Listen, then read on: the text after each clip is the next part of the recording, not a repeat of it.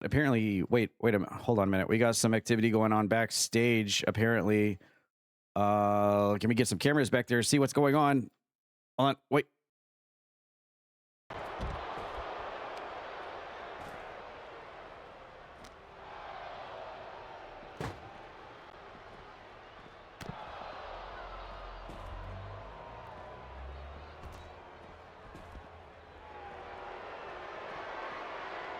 What looks like the former tag team champions were ambushed by what the heck? Miles and oh my God, Miles and Azarain. Did he just tap out? This is obviously a brawl. This is unsanctioned, but they are getting dismantled here. And Azarain, Mr. Canton, and Morsel getting absolutely ambushed here by the team of Azarain and Miles. Oh my God, and there's Stone Cold. No Apparently Stone Cold's here too. 316 bitties. Nothing but bits. Thank you. Cheer 316. Oh hell yeah. Roxas 997 has just dropped 300 bitties for the channel. Thank you. Cheer 100 cheer, 100 cheer saw. Oh my God, that was an absolute slaughter by the team of Azarain. And what the heck, what even was that we just saw there? I don't even know, but apparently the last time we saw Miles and Azarain, they were talking on top of an ambulance of all places. And we start off our show tonight with them attacking Miles, or Morsel and Mr. Canton, our former world tag team champions, who are arriving to the building tonight, getting greeted by Azarain and Miles, who I guess have become a collective. I don't know. We need to find out more news about this. What the heck is going on? But it looks like their reign of terror here in CPW has only just begun, if you were to ask me. Holy crap, what a way to start off tonight's show. And let's hopefully get to some more organized action here that we're used to here on the CPW show, I would say.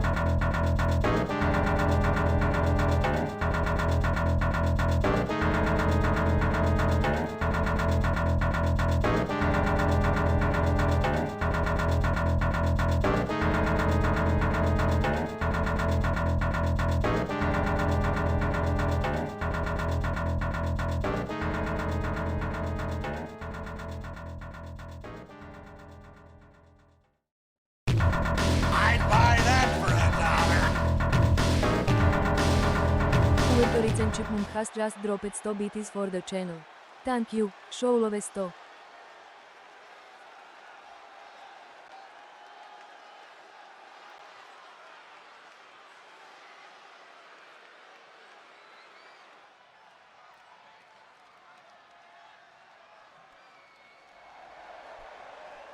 Well, let me just tell you, I'll cut the music.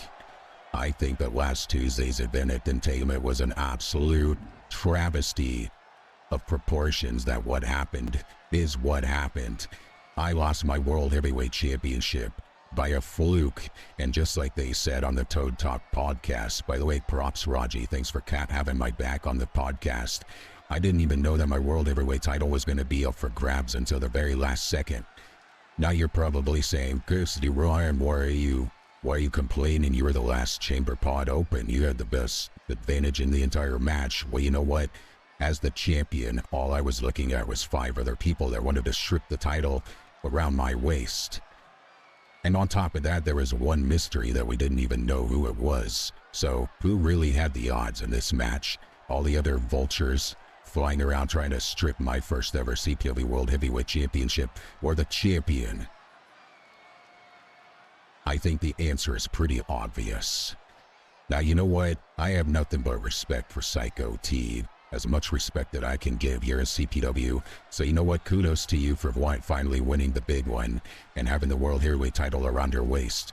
But the fact is, it was defended in an Elimination Chamber match that I never agreed to once.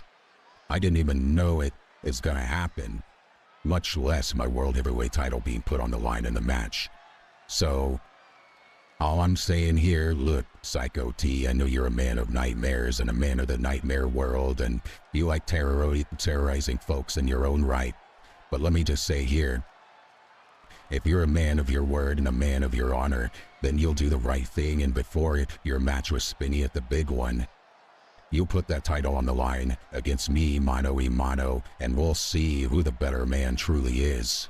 Because if you ask me, all respects, of course, I think your win was an absolute fluke, and my elimination just was, let's just say, a very unfortunate incident. But you put me in the ring, you put you in the ring. I think my experience defeats and trumps your nightmare Playtime is card. over. So do what you want, do what you feel you think is necessary now that you got the belt around your waist. There, buddy boy, but I'm calling you out. And we'll see if you have the cojones under that Christmas sweater to lay the title on the line against the former champion who rightfully deserves his rematch clause before I even talk or enter the discussion about Spinny getting a crack at the belt. I'll leave that into your clawed hand there, freak show.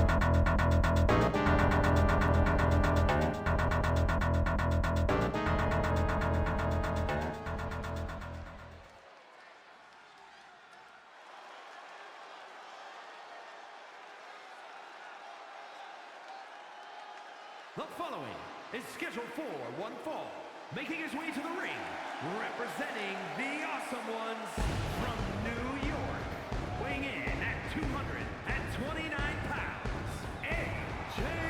Jacobs.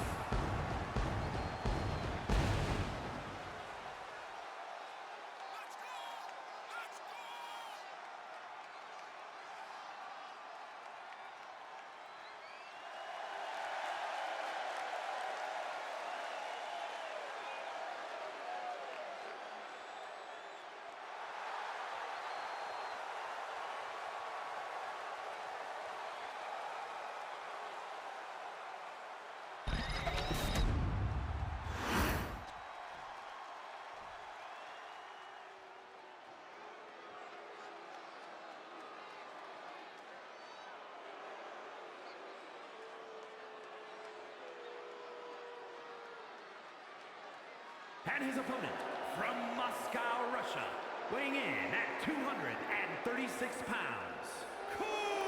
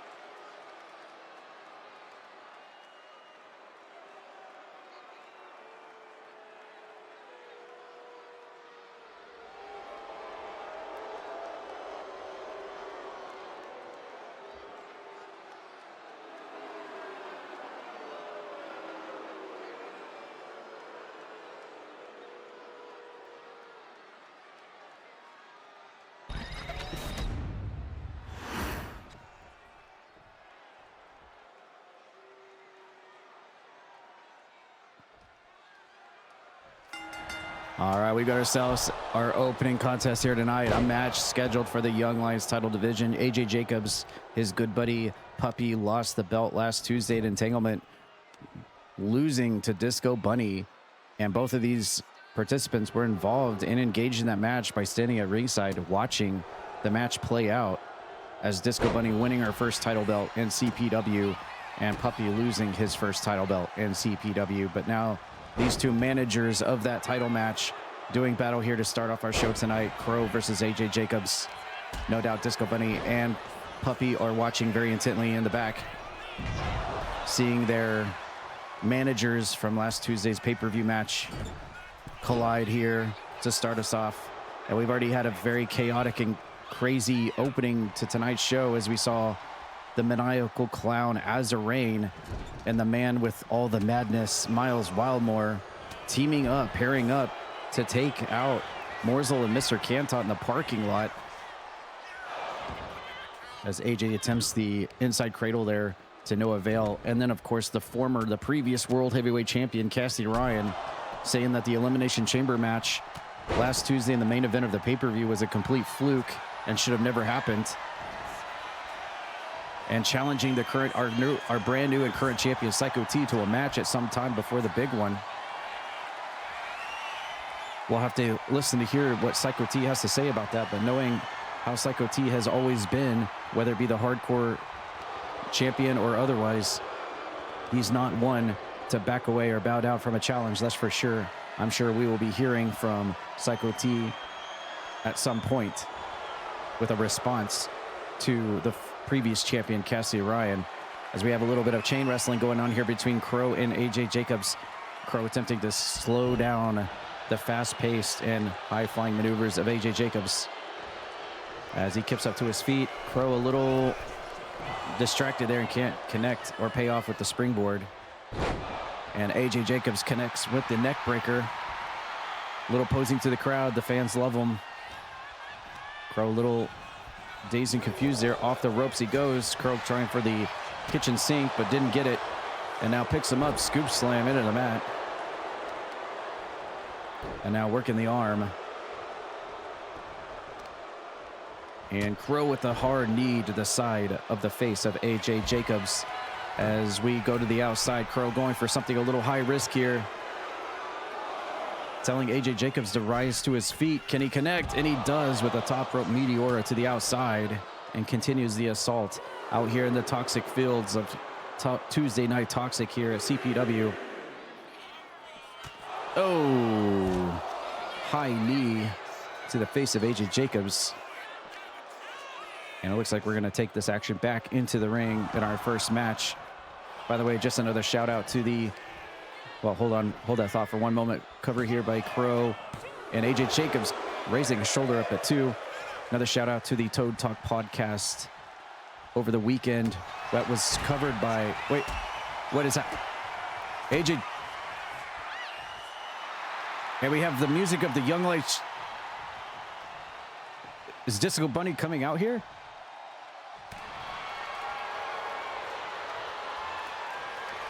No, it looks like it was a feint out. Oh my God, the Young Lions champion, the newly crowned Young Lions champion, Disco Bunny. Her theme song played, which completely distracted AJ Jacobs. He probably got a little PTSD from last Tuesday's event when she won the belt. Then this opens it up for Crow to cinch in the rear naked choke onto AJ Jacobs, and he's just trying to completely choke him out here. And AJ Jacobs rolls back on the submission and almost got him there. But he's got to power out and fight back despite the distraction. Obviously, Crow here lately has been in cahoots with Disco Bunny leading up to her title win.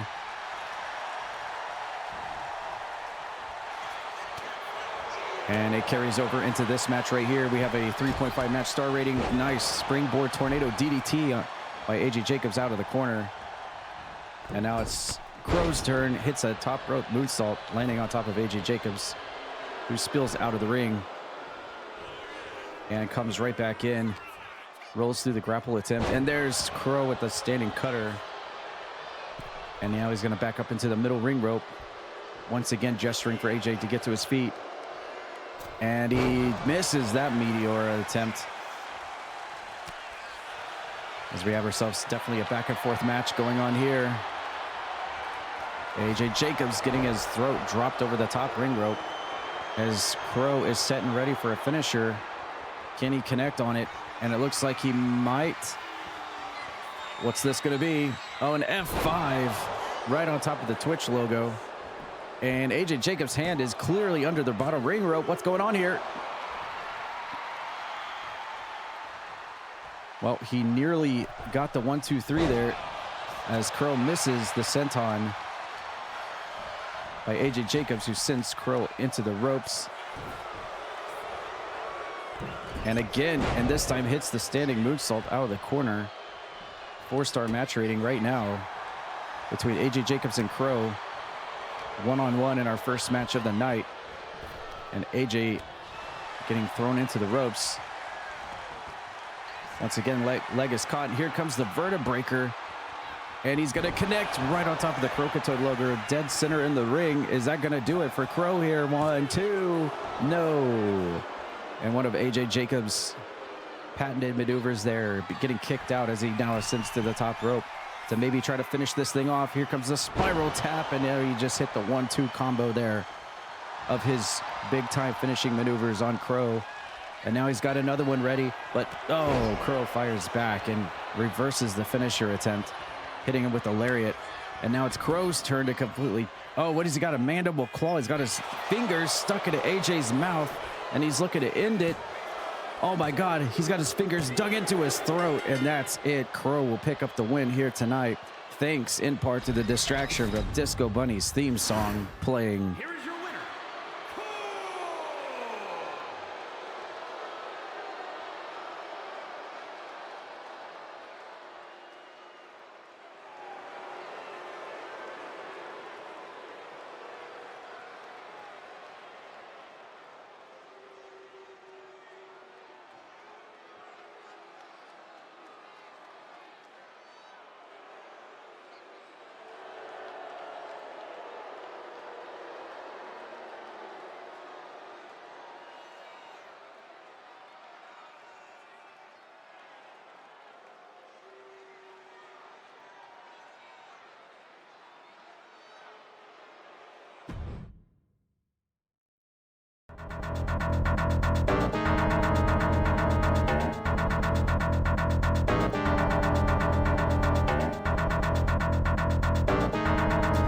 Well, ladies and gentlemen, this will be your first chance to try to see if you can find Jimmy Zaz this week here on this episode of CPW.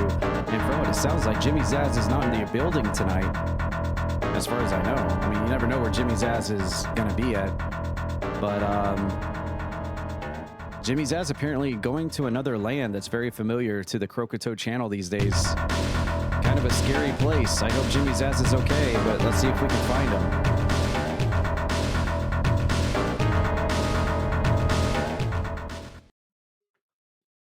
What, in God's name, Jimmy Zaz is in Raccoon City? No!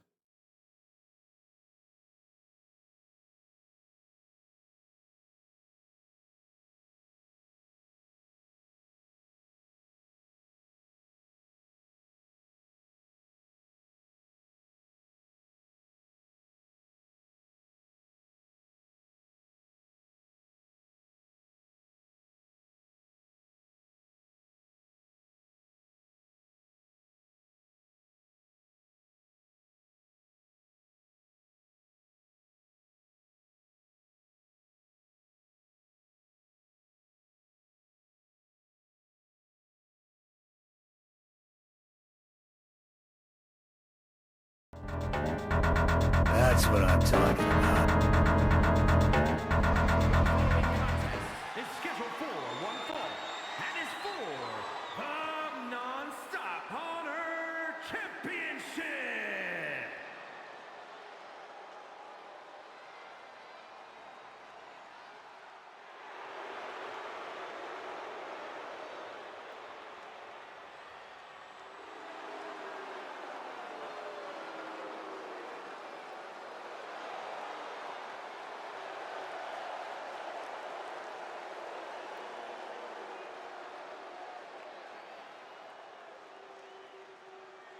And it looks like this week's competitor to challenge for that Kappa Championship will be Vampie, a member of Asterial's Blood Triangle, getting the huge opportunity here tonight.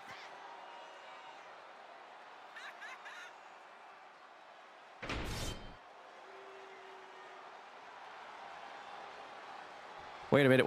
Oh my God. And of course, it almost seems like if you're a Kappa champion, you've kind of watched other champions previous to you and how they've managed to hang on to the title for so long. Case in point, Aiden Gallagher, the Dragon, used to do this a lot during his reign of terror as Kappa champion. Come out here in advance and ambush their challenger. As we know, Pokket winning the title 2 weeks ago over Necro, ending his reign, successfully defending her belt last Tuesday on the pay-per-view over Necro, and now looking to defend it again here tonight against Vampie. And Vampie trying to get her first opportunity to win a title here at Croakitoad Pro Wrestling. Let's see if she can do it, as we have two ladies doing battle here for this week's Kappa Championship match. And we haven't even been inside the ring yet, so this match actually hasn't even technically started.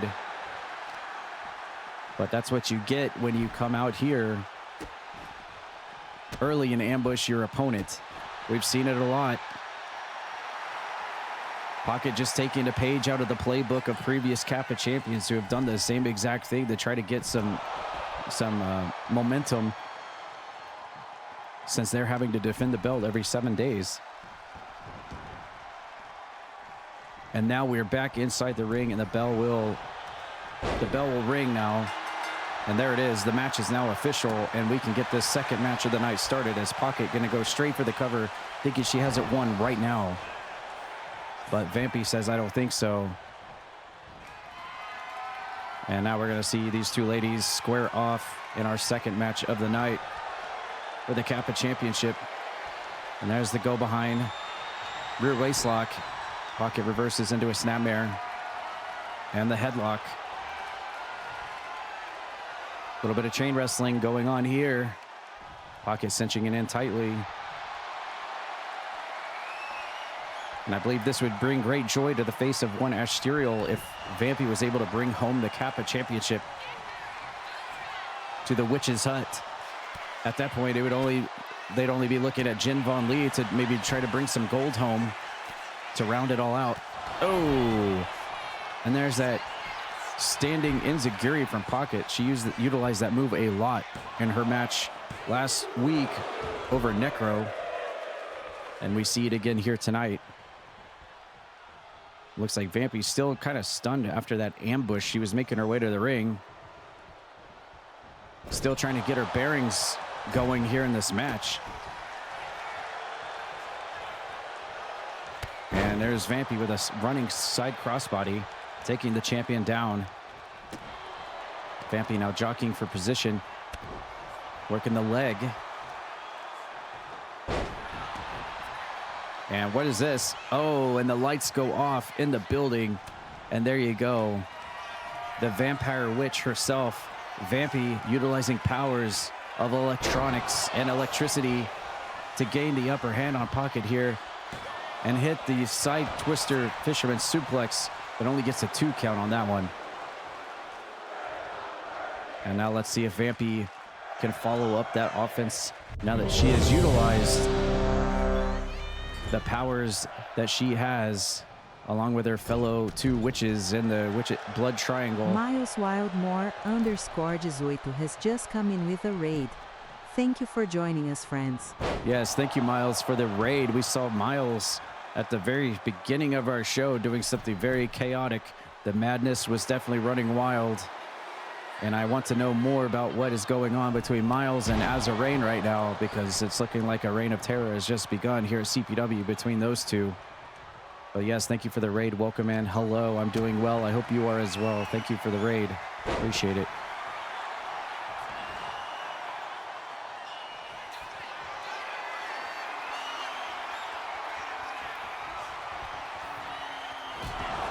Thanks. Much appreciated. That's what I'm talking about. Wizard Boss 12 has just given a gift sub to Albert Dragon in the theater. Thank you.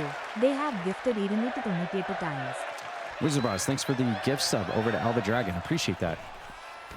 Thank you much for the support. 298 subs from Wizard Boss there. Very awesome. Thank you. Almost the big 300. And hello, Puppy. How are you as well? Welcome in. We've got ourselves a very back and forth match here for the Kappa Championship, our second match of the night between Pokket, the champion, and Vampie, looking to win her first title belt in CPW. She's got the camel clutch cinched in here, but Pokket slowly fighting out of it. And completely breaks out of it. And there's the snapmare from Pokket. But Vampie fires back, kick to the top of the head and inside cradle here. So maybe try to finish it off once and for all. Can she do it? 1, 2. Nope. Close. Vampie less than a second away from becoming the new Kappa champion. Now going to the top rope. And here she goes. Oh my God. A top rope Fang Buster. Fang Buster headbutt onto Pokket. And now look at Vampie here. She's got the leg, winds it up and spins her into the finishing maneuver once again. I think Vampie may have it here. Pocket's really got to kick out. Can she do it? 1, 2, 3. And Vampie is the new Kappa champion. And Pocket's first reign as Kappa champion has come to an end. And Vampie brings home a title to the Witches. Non-stop honor champion, Van Witch.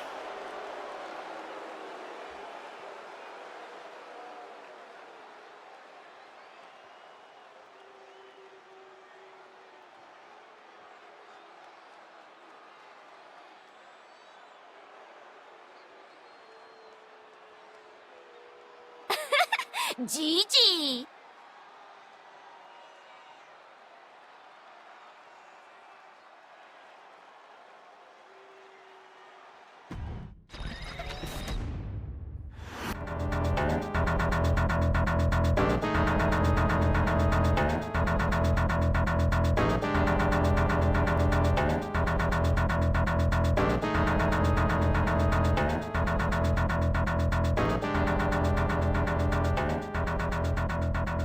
Miles, you were rear-ended yesterday?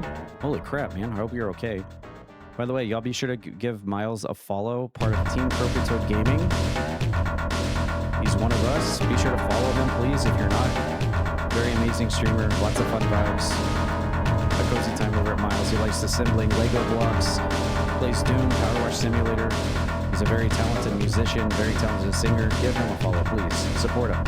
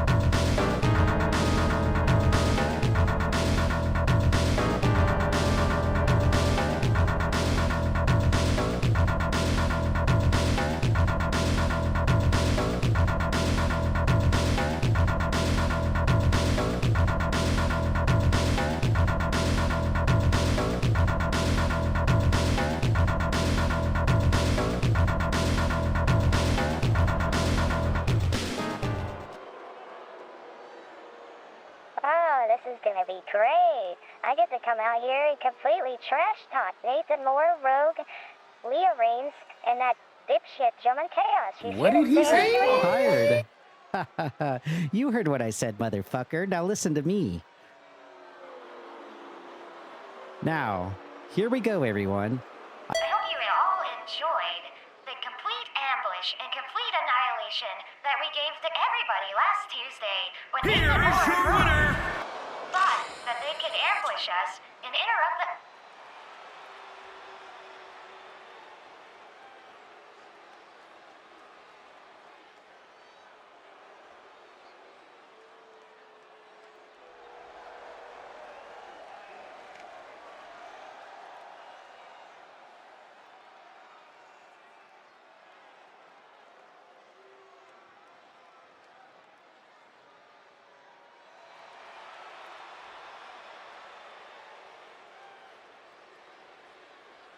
No, cut his mic off. He doesn't get to talk right now. I don't care what kind of veteran you are. You get out of here! And I will just do to you what I did to you last Tuesday on pay-per-view and completely send you packing back to the retirement home, you old piece of crap. Okay, you wanna fight here? I'll do it in front of everybody here too.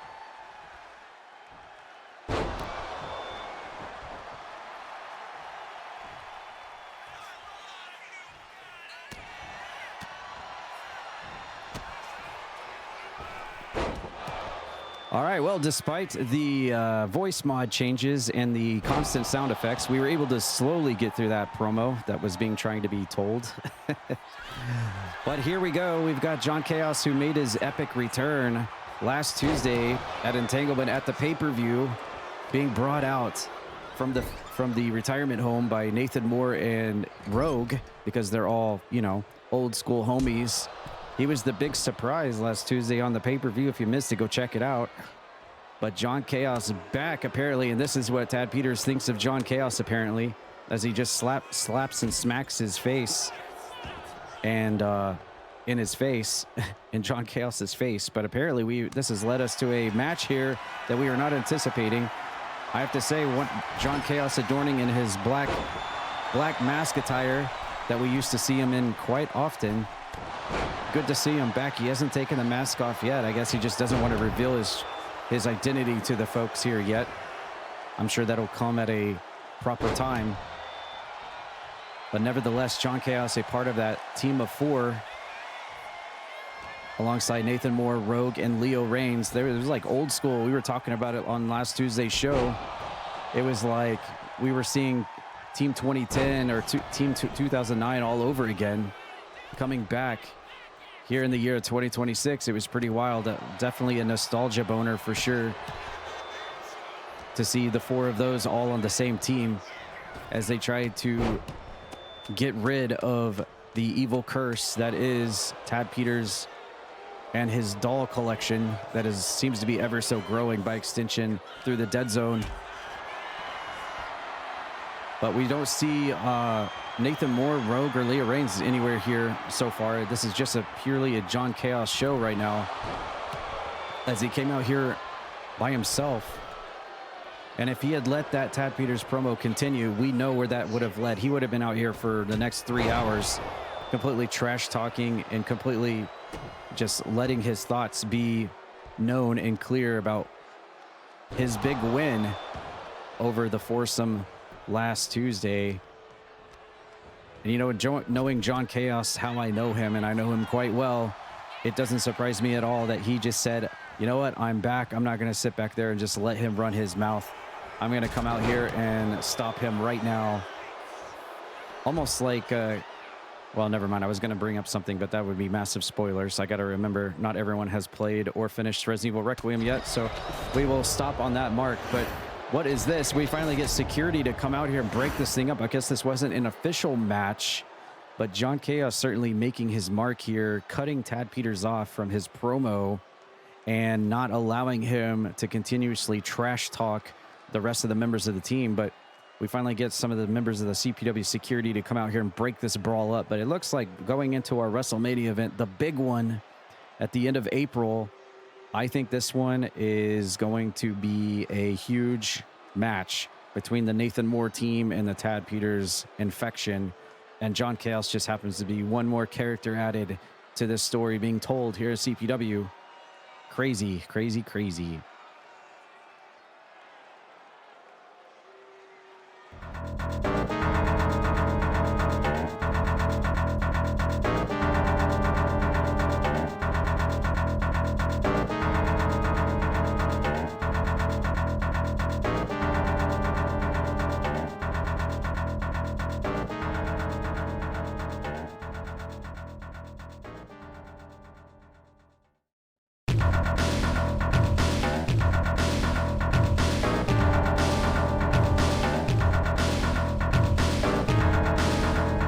Yeah, it's all good. I understand that some of you are new to the process, but anytime you see Tad Lips on the screen, if you could not do any sound effects or change the voice mod, that would be very amazing. We're trying to tell a story and advance storylines, so when that happens, it kind of just hinders the point of what I'm trying to do. But it's all good. It's all good. Now everybody knows.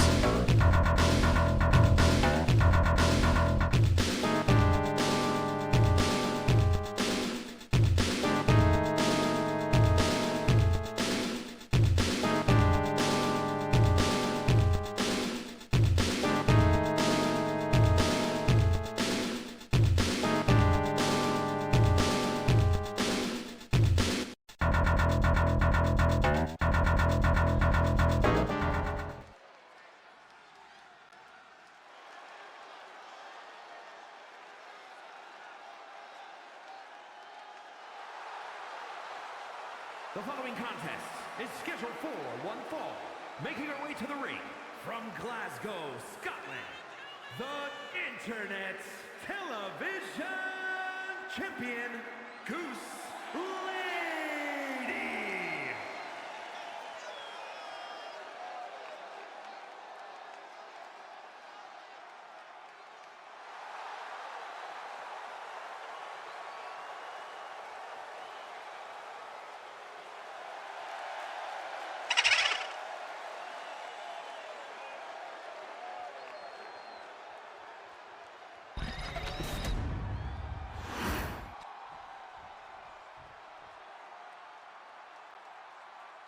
Wait, I thought he was at...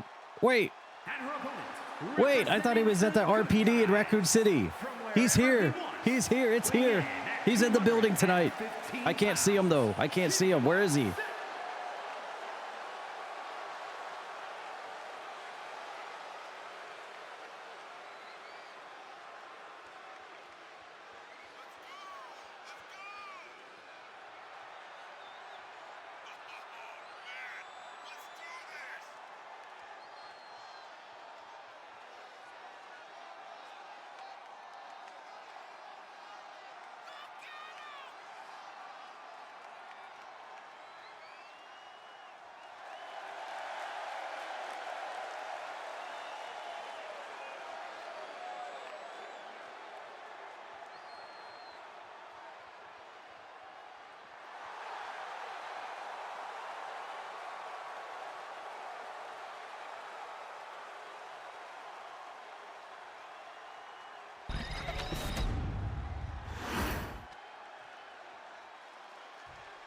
How the heck did he get? What the heck? How did he get so fast here in the arena tonight after being in the nuclear aftermath that is Raccoon City? We saw him earlier. Many of you found him staring out one of the windows at the RPD, but now he's here in action tonight. Scorpios 9472 has just resubbed at tier 1. Thank you. 17 months less SSG. Nothing but bits. Less S good G has just dropped 500 biddies for the channel. Thank you. Uni 500, congratulations on partner. Thank you, Disco Bunny. You pulled a little troll move in our first match tonight. You might have to go back and check it out, but thank you for the 500 biddies, Disco Bunny. And make sure to join the Croakitoad stream team as well, Disco Bunny. I sent you an invite. It's waiting for you. Go get it.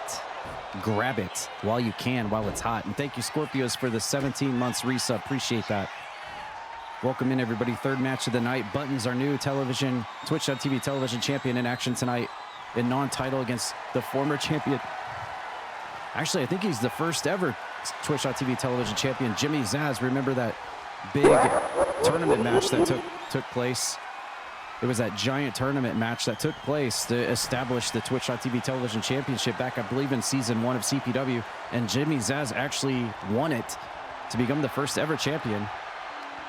But now, as time has gone on, Button's now the current champion after winning in a tag team match last Tuesday at Entanglement. We've already heard Hype air his complaints about, well, why did I lose my television title in a tag match? That makes no sense. Well, tell that to Vince Russo in WCW 2000. Regardless of any of that, Button's currently and well, we know who the general manager of this show is, don't we? Mr. Bischoff. So it makes you wonder how the outlook of the TV title is going to look now that Buttons has the belt around her waist. Feats wanted the belt, and Hype wants his belt back. So what's going to happen with that situation? Very interesting story moving towards the big one at the end of April. I also heard Azarine laughing from somewhere in the arena. We saw, once again, him and Miles causing chaos and destruction at the top of our show early on back in the parking lot. There's no telling who they're going to target next. It seems like they have come together and become in cahoots with one another in a very dangerous alliance, if you will. And there's the wing clipper from Buttons, one of her finishing maneuvers on the former champion Jimmy Zaz here tonight. Can she pull off the win? No, Jimmy Zaz kicks out before the 3. And now Buttons is filling it here tonight. After Jimmy Zaz kicks out of one of her finishers, hits the arm drag, Jimmy Zaz pulls her into the roll-up. I don't think she saw that one coming. Ha, ha, ha. Jimmy Zaz now springboard off the ropes with an inverted Frankensteiner, dropping Buttons onto the top of her head.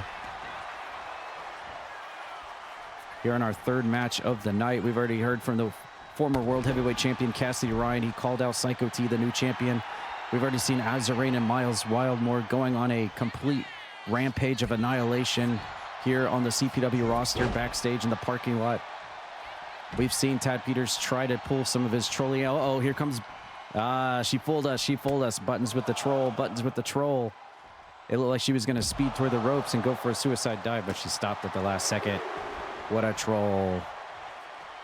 Here comes Jimmy Zaz now. Oh, he missed. He overshot it and plants himself into the toxic fields at ringside. Buttons going for the back scratcher and connects. And what's Jimmy Zaz? Oh my goodness. Folded her up and packaged her up. And drops her into the toxic pools here at Tuesday Night Toxic CPW. By the way, big news coming up for the world of the EFed here at Croakitoad. We have the new WWE 2K26 coming out on Friday. Unfortunately, I will not be able to showcase it until Monday. So be here Monday, guys. Be here Monday. Monday. Be here Monday. That's when I will stream 2K26 for the first time. I'll be taking a look at all the new modes. Maybe start building and creating for the new season of CPW, making arenas, title belts, all of you. I'll be creating all of you on the brand new game. That will be Monday.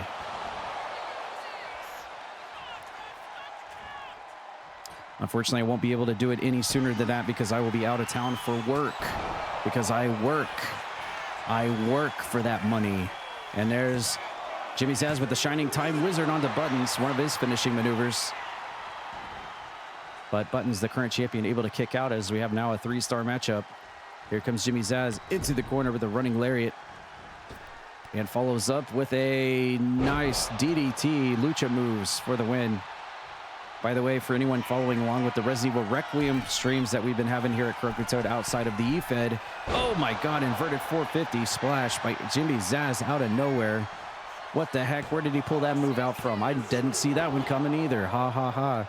Resident Evil Requiem actually finished and wrapped up on last night's stream. All 3 parts of that playthrough will be uploaded to our YouTube channel, by the way. And there's another Shining Time Wizard from Jimmy Zaz, and he almost gets the win on Buttons. And wow, look at that, Jimmy Zaz, who hasn't really been seen in the spotlight because he's hard to find in quite some time. We've been too busy trying to find him each week, hiding in the crowd and wherever. But he came here tonight to wrestle and to prove a point, being the first ever TV champion here in CPW as Buttons connects with a counter into a powerbomb, pinning predicament. But Jimmy Zaz kicks out. And Buttons now spins him around looking for wing clipper again, this time the submission variant. She's got the wings clipped and she got it. Buttons picks up the win over Jimmy Zaz here tonight, defeating the former champion, and Buttons will celebrate here tonight. Oh, look who, oh. He wants his belt back. Oh my goodness. Gigi.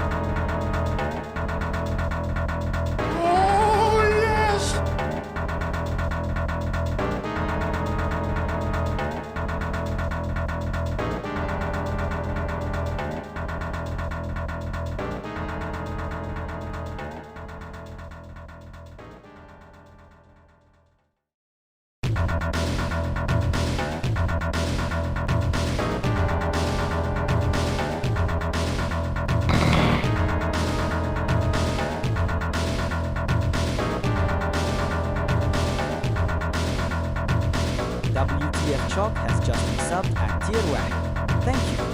Whoa, I'm all there.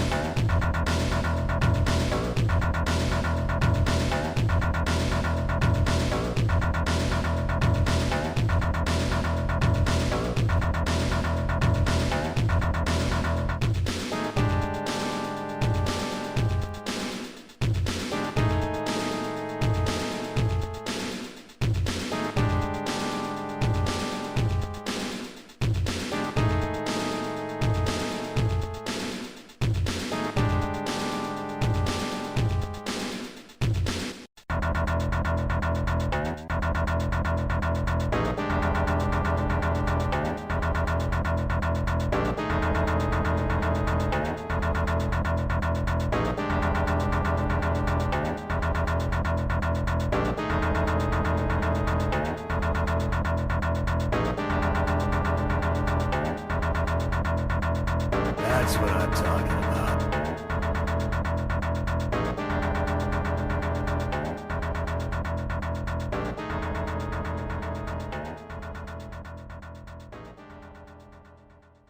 That's what I'm talking about.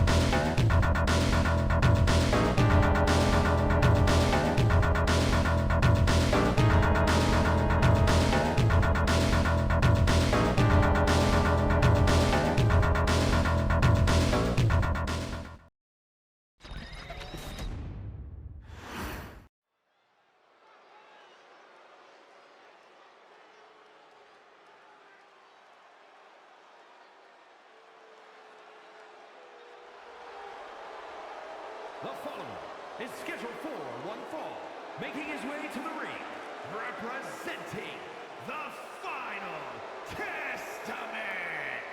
From Baltimore, Maryland, weighing in at 243 pounds, the Men's World Heavyweight Champion, Psycho P.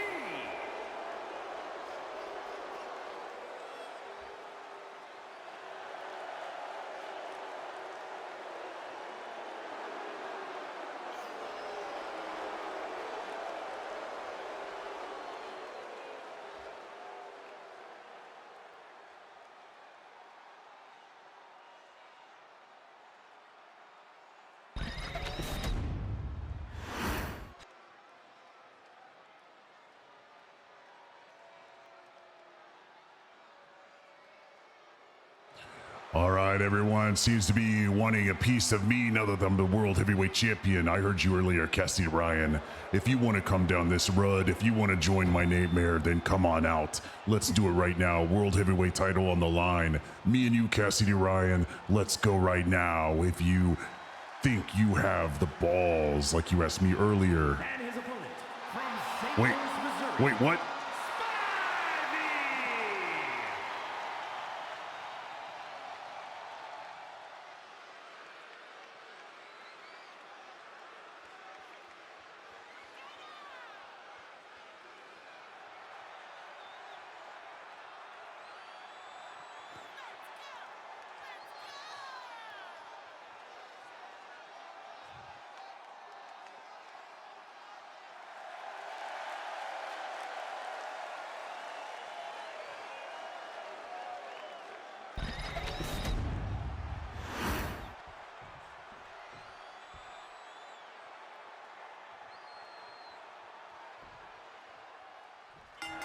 So this is going to be an actual match here? Okay, I thought we were going to get Psycho T versus Cassidy Ryan. We've heard promos from the both of them. But Spinny, I guess, rushed out here before Cassidy Ryan could answer and respond and was chomping at the bit to get her hands on Psycho T tonight. This is the match that we're going to be seeing as it stands right now at the main event of the big one for the World Heavyweight title. I guess Spinny couldn't wait. She wanted to get her hands on Psycho T in a one-on-one match right here, right now. And I believe this is what ended the Elimination Chamber. It was these two right here. It came down to either Spinny becoming World Heavyweight Champion or Psycho T becoming World Heavyweight Champion to end off the chamber match. So we're getting a rematch from the very end of that match last Tuesday on pay-per-view for the world title. And Psycho T not even taking his jacket off here tonight. I think he was just expecting more of a brawl for the world title against Cassidy Ryan. I mean, that's what I was expecting. We heard Cassidy Ryan earlier tonight calling out Psycho T and saying about how his title loss was an absolute fluke and how he was unprepared and thrown into the chamber match out of nowhere and wasn't prepared for it at all, which some people cannot understand. I mean, Raji on the Toad Talk podcast completely agreed with that and took the side of Cassidy Ryan in that regard. Here you see Spinny up and over out of the ropes with a nice Hurricane Rana onto the World Heavyweight Champion. Of course, the fedora stays on. The fedora always stays on. And it makes me wonder what Cassidy Ryan is thinking right now. He was originally billed and set up for this challenge here to answer this challenge. Here's, oh my God, and Spinny is doing what Spinny does, being a complete Spinny, just like she was in that Elimination Chamber match last week, flipping and flying and going all over the place like a crazy maniac. And she's doing it right here against the world champion Psycho T. And what I'm being told is a non-title match between the two. And Psycho T is completely laid out at ringside right now. And look at that. We got some gift subs from Trashback Seth. Thank you so much. 185 in total. Thank you, Trashback Seth. Trashback Seth has just dropped 5 sub bombs. Thank you. They have gifted 185 times. Appreciate that. Thank you for the support. Again, we heard from Cassidy Ryan earlier tonight in a Tad Lib. He challenged and called out Psycho T to put his title on the line tonight. And that's what we thought we were going to get. Psycho T accepted. But then guess what? Spinny comes out here and interrupts the procedure.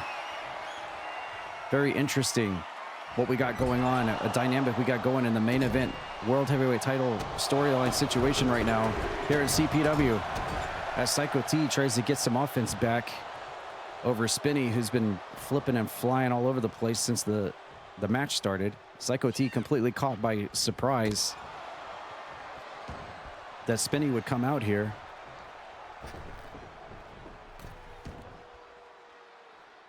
And wow, we're literally getting a preview world title match, although this is non-title. But this is basically a preview match that we're going to see when the world title's on the line at the end of April. If Psycho T can hang on to that world heavyweight title, that is. There's a long time between now and the big one, that's for sure. As Spinny comes back into the ring and rolls over the world champion, looking to pin him tonight, but Psycho T kicks out. Appreciate everyone being here tonight. Thank you for hanging out and watching. Thank you for lurking. As you all know, we achieved Twitch partnership a few weeks ago. Really appreciate that. We started the Croakitoad Gaming stream team, which you can click on right underneath the video screen right now. You can't see it on mobile, though. It doesn't work at all on mobile. But check out the Croakitoad Gaming stream team here on Twitch. Really proud of that. As Psycho T, the world champion, hits the Razor's Edge, but only gets a 2 count. The Razor's Edge right off the Razor's Claw. And another harsh knee to the side of Spinny's head. And off the ropes we go, duck under. Ooh, he caught the legs. Psycho T said enough of that spinny and flippy stuff. Stomps her right in the breadbasket. 2 count from the new nightmare of CPW. And a dragon twist cutter by Spinny out of nowhere. Plants Psycho T into the mat. One of her finishing maneuvers there. Can Spinny capitalize after that huge move? Throwing Psycho T into the corner, putting him up on the top rope. Uh-oh, she may be looking for that top rope brain buster. She's gonna drop him Fedora first onto that turnbuckle pad. Oh my God, what a move. That'll scramble the brains for sure.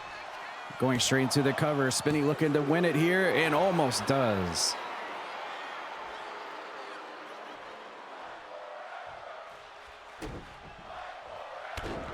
By the way, tomorrow will be the 5 years anniversary of Croakitoad, everyone. 5 years of Croakitoad since we started and created this channel on Twitch. Can you believe it's been 5 years? Tomorrow it will be. We will be doing lots of multiplayer tomorrow, so join us if you would like to join in and celebrate 5 years of Croakitoad here on Twitch and as a community.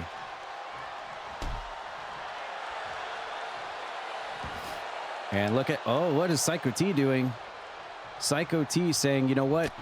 I never agreed that I would play dirty. I am from the hardcore title rankings. After all, goes for the turnbuckle and delivers a claw slam to Spinny. And now waits for her to get to her feet.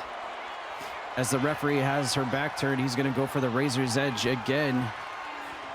He's got her up and takes her for the ride to the Nightmare Realm. Goes for the cover after the 1-2 punch. Is it enough to put Spinny away? 1, 2, 3, and he does it. The World Heavyweight Champion has prevailed over Spinny tonight. It doesn't matter if it's Cassie Ryan or Spinny or whoever else. He is the World Champion for a reason after tonight. GG.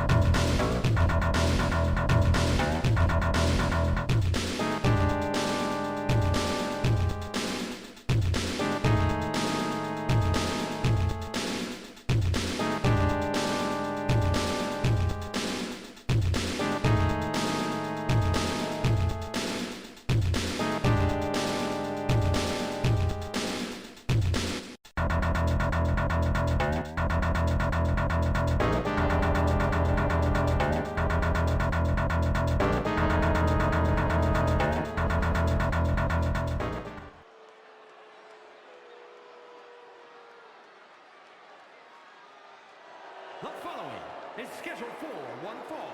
Introducing first, representing the unholy union from another time, Eli Sandra.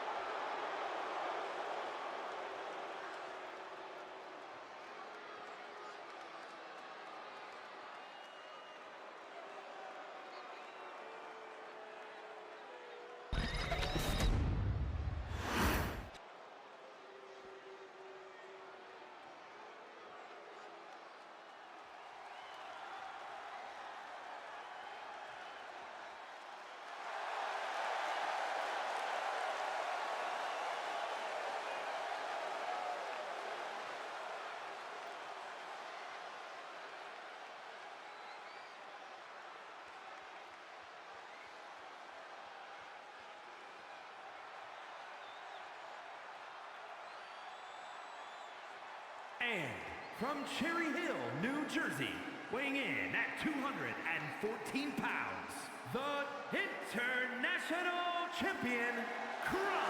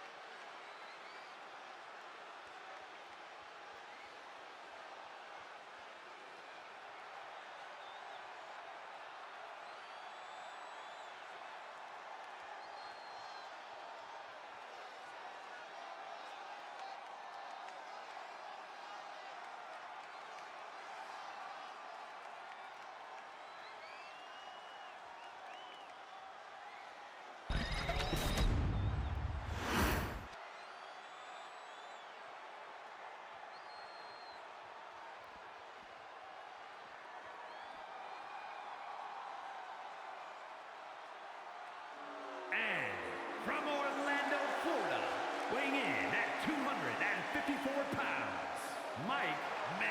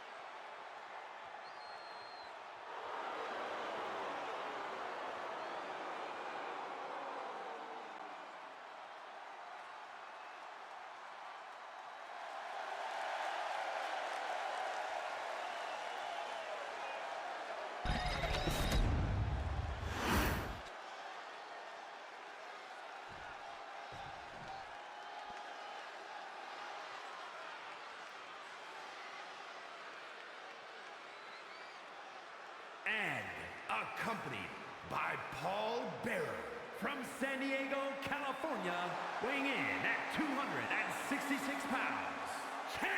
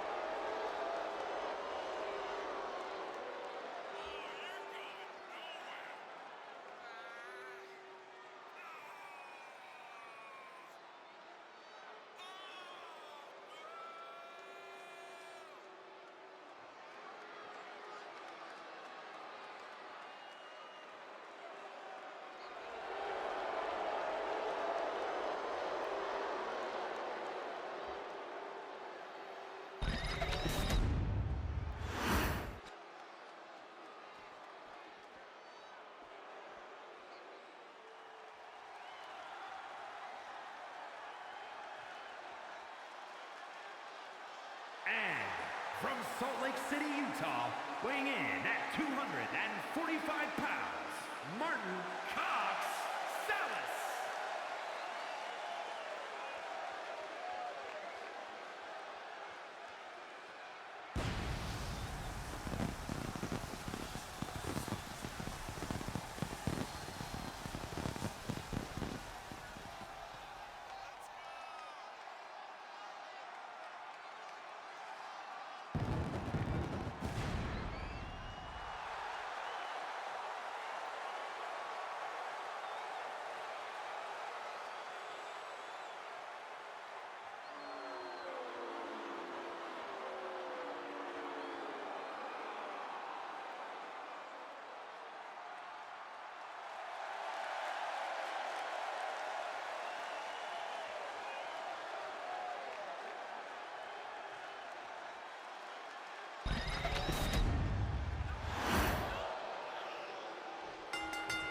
All right, we got ourselves a 3-on-3 tag match here on tonight's show. We've got a hodgepodge mixture of members of the CPW roster here. Of course, the most notable of the 6 is the fact that the international champion Shadow Chrono is in there on one side of the ring and Chain is on the other side. Always where Chain goes, his manager and wise man, Paul Bearer, not too far behind. We also have Alessandra in here, smacked on the left, as well as Mike Metal, completing that trifecta. And then down on the right, we've got Chain teaming up with Miss Perfection and Marty the Moth Casaus, former Lucha Underground World Heavyweight Champion, former member of WWE Tough Enough, and multiple time champion in numerous indies like Rocky Mountain Pro and other places. He is back here in CPW, making his big debut in CPW and his return to this multiverse back at the Croaky Cabaret Rumble match as one of the mystery entrants in the match. Good to see Marty back. Of course, I always tell this story, but I'll continue to tell it. Martin Casaus and his lovely wife, Leslie, accompanying myself and Signified when we went to TwitchCon 2019. We spent the weekend together. Lots of fun. Great guy. Good to see him back here every Tuesday night on CPW, and also a fellow streamer as well here on Twitch.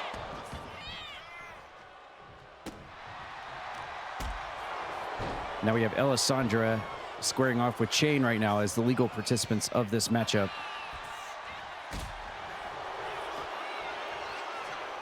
On a night that has started off very hectic, very crazy, very wild, with Azarain and Miles Wildmore running amok, just backstage going crazy on everybody, it seems like. But then in the ring, we've also had lots of craziness go down as it pertains to pretty much every title situation we've come across so far, whether it be the Young Lions Championship with Crow and Disco Bunny continuing their nefarious game planning and strategery together, or Vampie becoming the new Kappa champion tonight, bringing a title home to Asterial's Blood Triangle. The only one left now is Jin Von Lee. Can Jin Von Lee bring some gold home for the Witches 3? We've also got Buttons picking up a big win over Jimmy Zaz, but then Hype came out. Didn't look too impressed with that. Psycho T putting away Spinny, at least for tonight. But honestly, feeling like the hyenas are all around him as World Heavyweight Champion. He's got challengers here, challengers there, challengers everywhere. Oh, Miss Perfection going below the belt there on Alessandra, and the two ladies of the match for a time being squaring off with one another. And here comes Mike Metal and Martin Casaus now, the legal entrance of this match. We also had the attempted trash talk, another long-winded trash talk session from Tad Peters being interrupted by the grizzled veteran John Chaos, who made his return last Tuesday, cutting Tad Peters off before he could even get started.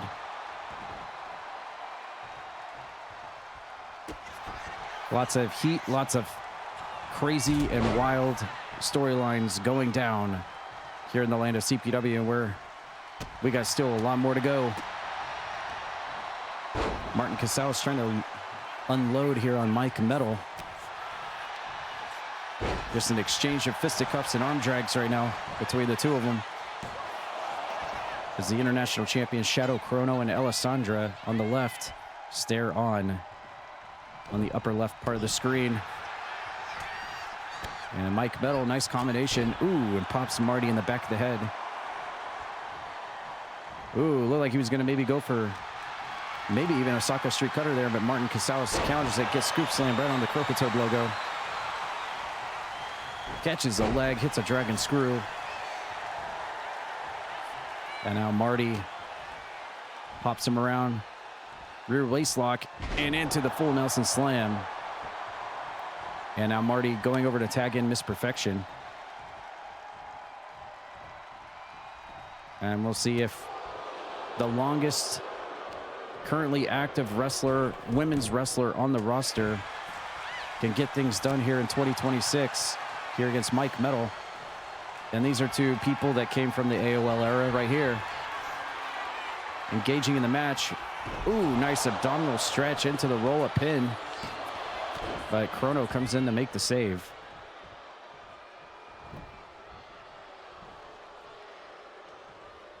And now Perfection looking to make a tag. Tags out. Here comes Chain.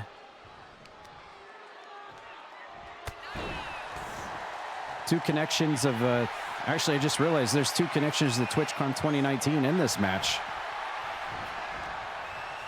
Chain also meeting myself and Signified at TwitchCon 2019.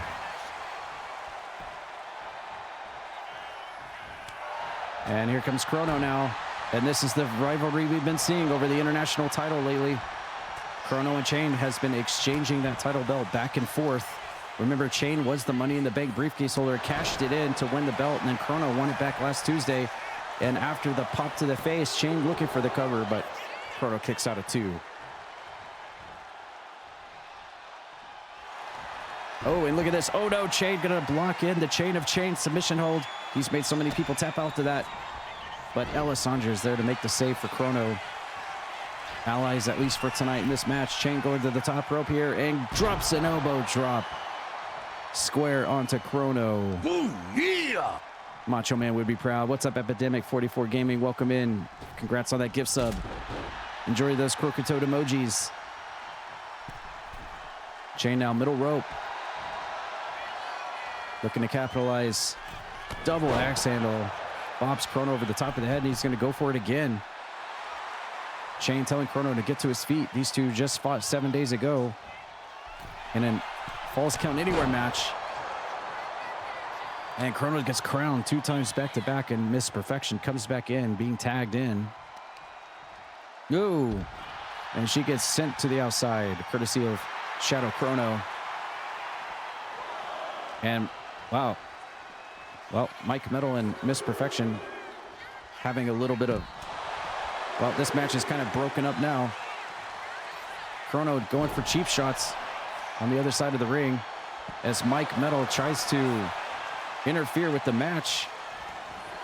This match is broken down. Miss Perfection needs to get back into the ring before the 10 count here. Mike Metal's not... Well, the count just got reset, courtesy of Chrono. And look at Chrono just going after Chain. These two, I feel like their rivalry still not over. Miss Perfection proving her dominance by getting a cheap shot in on Alessandra. And there's Chrono with the elevated drop kick. Couple of kicks countered by Miss Perfection.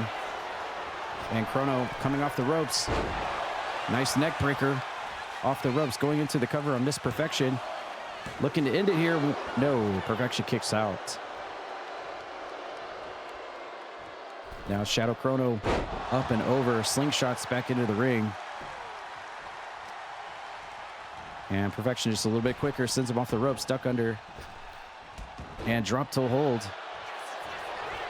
And now she shoots a half, lateral press. Mike Metal coming in to make the save for his team. And Perfection says, I have had enough of you. Snap suplex teaches him a lesson. And Perfection again on the assault with the black stiletto shoes and all. But there's Chrono waiting for her. Head scissors are down, and here's a tag. Alessandra's back in. 4-star matchup right now. Hurricane Rana. And now the two ladies are going to do battle again. Top rope moonsault by Alessandra, who hails from the lands of the Burning Crusades. Lots of World of Warcraft news coming out lately. WoW players and WoW fans eating good right now. And here comes Alessandra, middle rope. Looking for, a big headbutt using the horns. And there's Chain to make the save. Alessandra now, I believe, finisher locked in. Oh, look at that. Perfection with the veteran experience. Cuts off the finisher attempt. And now makes a tag. Here comes Chain. We're going to get some teamwork. Snapmare into the kick to the face. And now Chain's in. Everybody has had their fair share of action in this thing. Chain looking to capitalize here on Alessandra. He gets bopped in the head. Clothesline takes him down. Alessandra now lateral press. We see Paul Bearer in the background. Uh-oh. Kick out from Chain. And now they're back up to their feet. Chain off the ropes. And inside out neck breaker. Alessandra making a tag. Mike Metal and Miss Perfection back in again. And Metal wins out with the lariat. Oh, super kick right to the chops. And Perfection is down. And oh my goodness. And Team Mike Metal, as it said, will pick up the win here tonight over Miss Perfection and 3-on-3 action.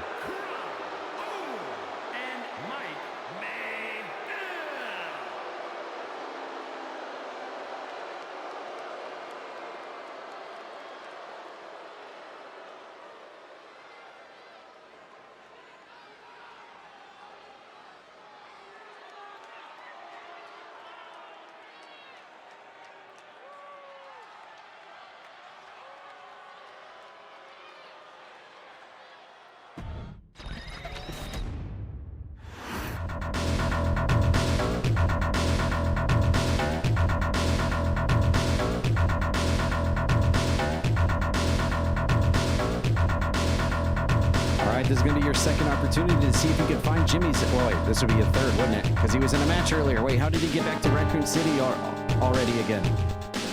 Are you kidding me? He was just out here having a match. Jimmy Zaz, how did you get back to the RPD so quickly after your match? I'm not going to question it. Can you find Jimmy Zaz this week?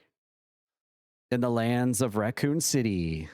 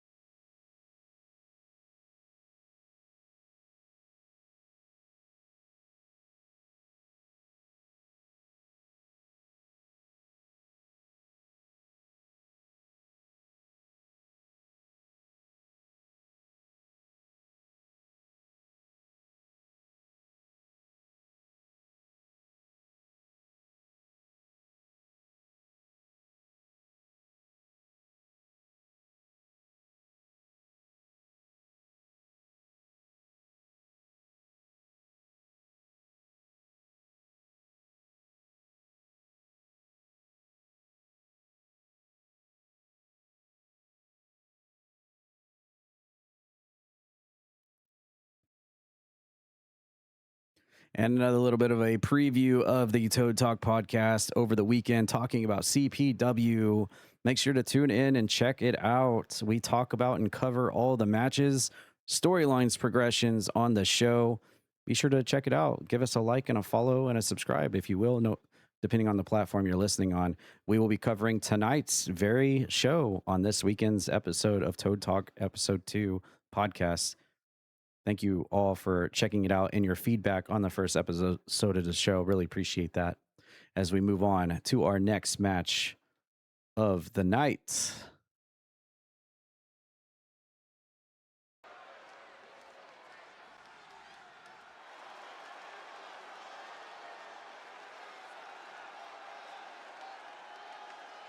The following contest is scheduled for one fall, making his way to the ring, representing the good guys from Louisville. Really, Thaddius? Weighing in Really, Thaddius? 32 pounds, Grem.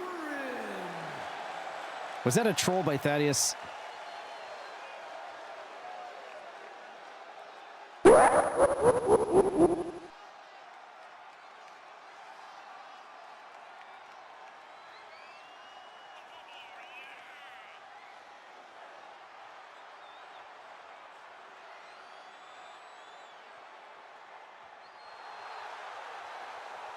Bitches leave.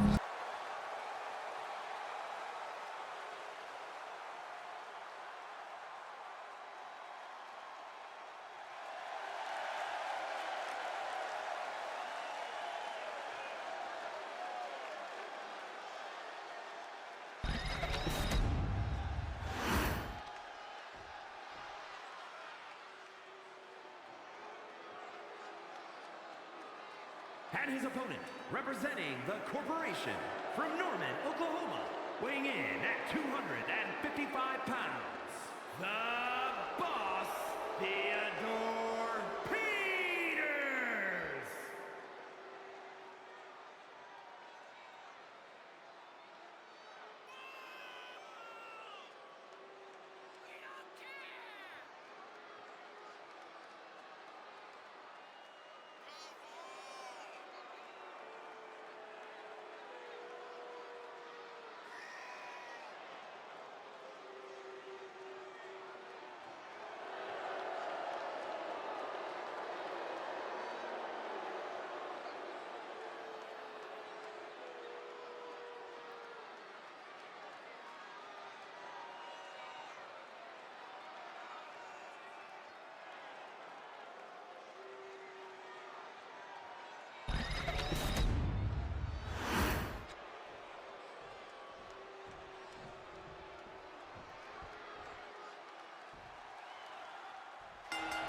All right. Oh, well, straight out of the gate, Thaddius coming out like a house of fire. He is ready to eliminate Grem here of this one-on-one matchup after what happened on Tuesday at Entanglement inside that elimination chamber for the World Heavyweight title.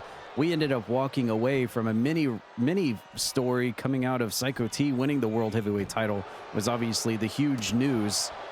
But what transpired amidst that chamber match was absolutely cinema. Well, not for Asterial, of course. Well, not for any of these three because they didn't win it overall. But what did transpire was absolute cinema and chef's kiss, because the whole talk of the entire night last Tuesday, if you were there at Entanglement, was maybe we're going to finally see for the first time in EFed history here in this multiverse a women's and world heavyweight champion at the same time. Will Asterial finally become women's and world champion at the same time? It's never been done in 20 plus years of this EFed history throughout different name changes and multiverses. Asterial had an opportunity to do that and make history, but who had to cut it all off and make sure it didn't happen? The boss himself, Thaddius, the CEO, the chairman. He eliminated Asterial and dashed her hopes and dreams by sending her eliminated out of the match as the first elimination in the match. And it was just so poetic that he was the one to do it, and then turn right around as Grem cinches in a crossface here on Thaddius early on in this match, and it looks like he's going to fight out of that one. But turn right around after eliminating his wife. Grem then eliminates Thaddius from the chamber match right after that.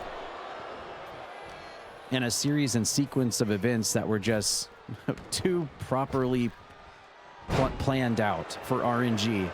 But it was, and therefore we have this match here tonight. Thaddius obviously very upset that he was eliminated from the match. Grem going to defend his honor because he's the goodest boy in all of CPW, or at least one of them. And this just all involves Grem's wife Asterial, even though they're not even on good terms or see eye to eye. This has just turned into, oh, what is this? Grem hitting the pizza roll on Thaddius, and now we've got an exchange of fisticuffs here, and Thaddius getting pounded there by Grem and leaves the ring. Wait, what's happening? I think the boss of CPW here, the chairman, has just said, deuces, I'm out of here. He's leaving. He's exiting stage left, but Grem says, I don't think so. Where are you going? You're going nowhere. You're going nowhere. And throws Thaddius back into the ring. Is this match going to continue here? I think it is. Thaddius trying to turn tail and get out of here early. Maybe even trying to call an audible and go up the stage where probably Domino and Deputy Dog are waiting to ambush Grem. Grem wasn't falling for it. Throws Thaddius back into the ring, and this match will continue.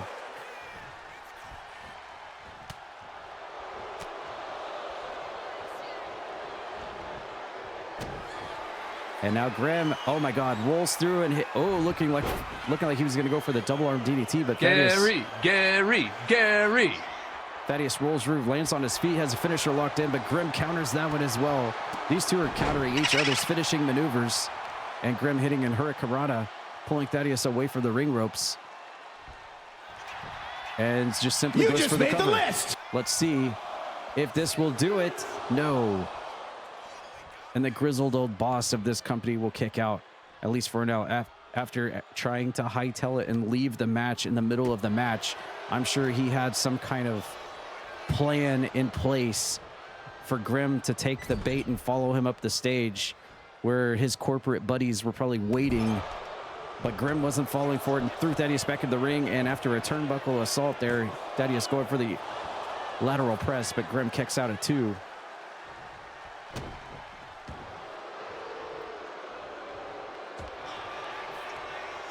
And here comes Grem now firing back. Uh-oh, here comes the pizza punch. Pizza, pizza, pizza.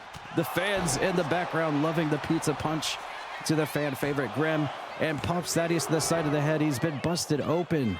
He is leaking tomato paste now after the pizza punch from Grem. And now Grem cinched and ready with a double arm DDT. He nails it on Thaddius, dropping him on his head in the mat. Hook in the leg. Is Grem gonna get it? 1, 2, 3, and he does. Grem picking up the win here tonight over Thaddius in one-on-one action. Here is your winner, Grem.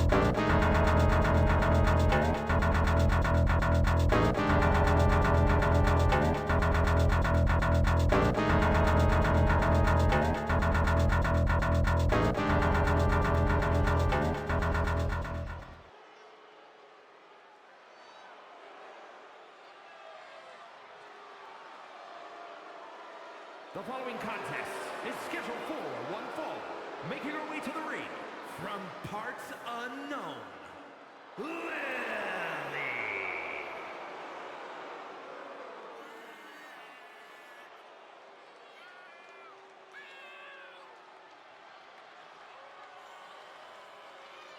And here comes the real Celestia.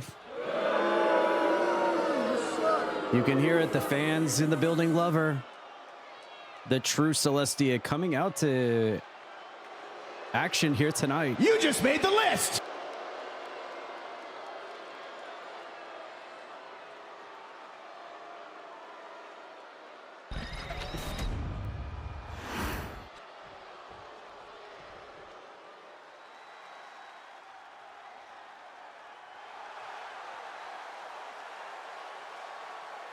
And her opponent, representing two-man power trip from Baltimore, Maryland, weighing in at 237 pounds, Rose!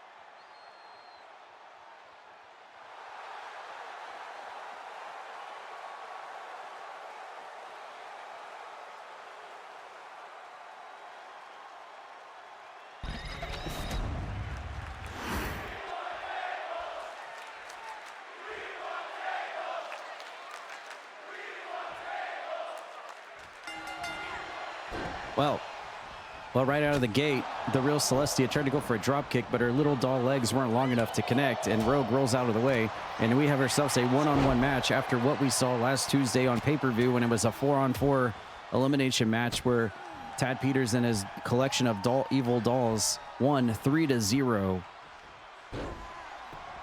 in the Iron Man 4-on-4 tag team matchup. We saw a little bit of that earlier when Tad Peters tried to come out here and start trash talking all the members of the team, that John Chaos cut him out before he could even get started, leading to a brawl earlier. And now we have part 2 of that here tonight, where Selly the doll, whether you want to call her Selly, the real Celestia, the doll, the evil doll, Lily, Tad's favorite plaything, whatever you want to call her, in one-on-one action here tonight against Rogue in a follow-up match from last Tuesday in this ongoing rivalry that is no doubt heading into the big one, the biggest event of the entire year, our WrestleMania at the end of April. And to kick things off on this one, we get a little bit of rest holds here. We got the hammer lock applied. I don't think Rogue really likes the doll rubbing up against him, the back of him like that. It's probably a very uncomfortable very uncomfortable position for him to be in. We get a nice zoom in look at the face of the one they call Selly the doll, the evil doll, who is the one responsible for, well, really, the doll has been almost unstoppable ever since Tad brought her out here and said that she was the real Celestia. We'll see if Rogue, who has been a really good key opposition to all of this, picking up a lot of wins throughout this rivalry, see if he can carry on that success here in singles action. No doubt there's a lot of eyeballs watching this one in the backstage area, wanting to see how this one's going to pan out. And Selly the doll now ascending to the top rope, telling Rogue to get to his feet. And misses, overshot the crossbody. Nobody home on that one.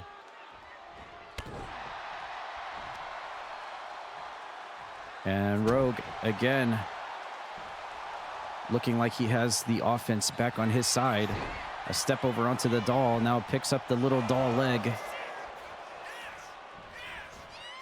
Tries to go in for the grapple. Selly reverses it. And a reverse DDT by Rogue. Sending the doll staggering around. Spins her around and using the top rope to choke her out. Which makes me beg the question, does the doll actually use oxygen? Is it breathing? Is it actually breathing? I don't know. And there's that ripcord facebuster from Rogue. He likes to use that move. Drops Selly on her face into the mat and almost gets the win there. Nearly picks up the 3 count to get the big dub tonight. And now a toe kick. Here comes Rogue. And release suplex. Just drops her like a pancake. Going for the cover again. Is Rogue going to do it? 1, 2, 3. And Rogue has done it. Rogue has just defeated the doll one-on-one tonight. And there you go. Shots fired right back at Team Tad. Rogue getting the clean win over the Doll tonight with no shenanigans from the outside. Maybe they didn't look too good last Tuesday, but with Rogue on their side, there is hope.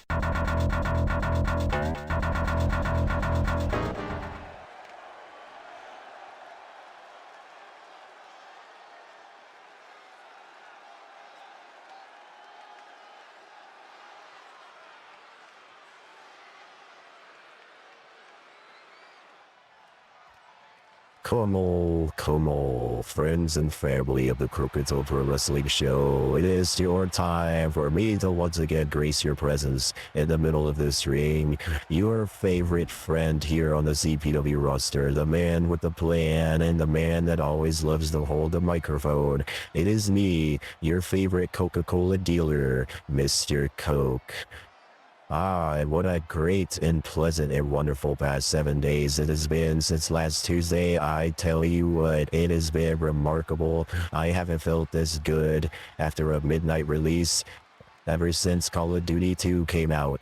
It is my days have gone brighter, the sun has been shinier, the grass has been greener, the wind has been blowing through my hair, and it's been a wonderful week. And you want to know why that is, ladies and gentlemen? You want to know why that is? I'll tell you. It's because last Tuesday at Entanglement, I had myself a little match against a little bitty guy that has a little bitty list. And I was at the top of that list. I bet I was number one at the top of that list. But guess what? I took that list and I wiped my ass with it, and I put it in his mouth while I stuffed him into an ambulance and sent him packing.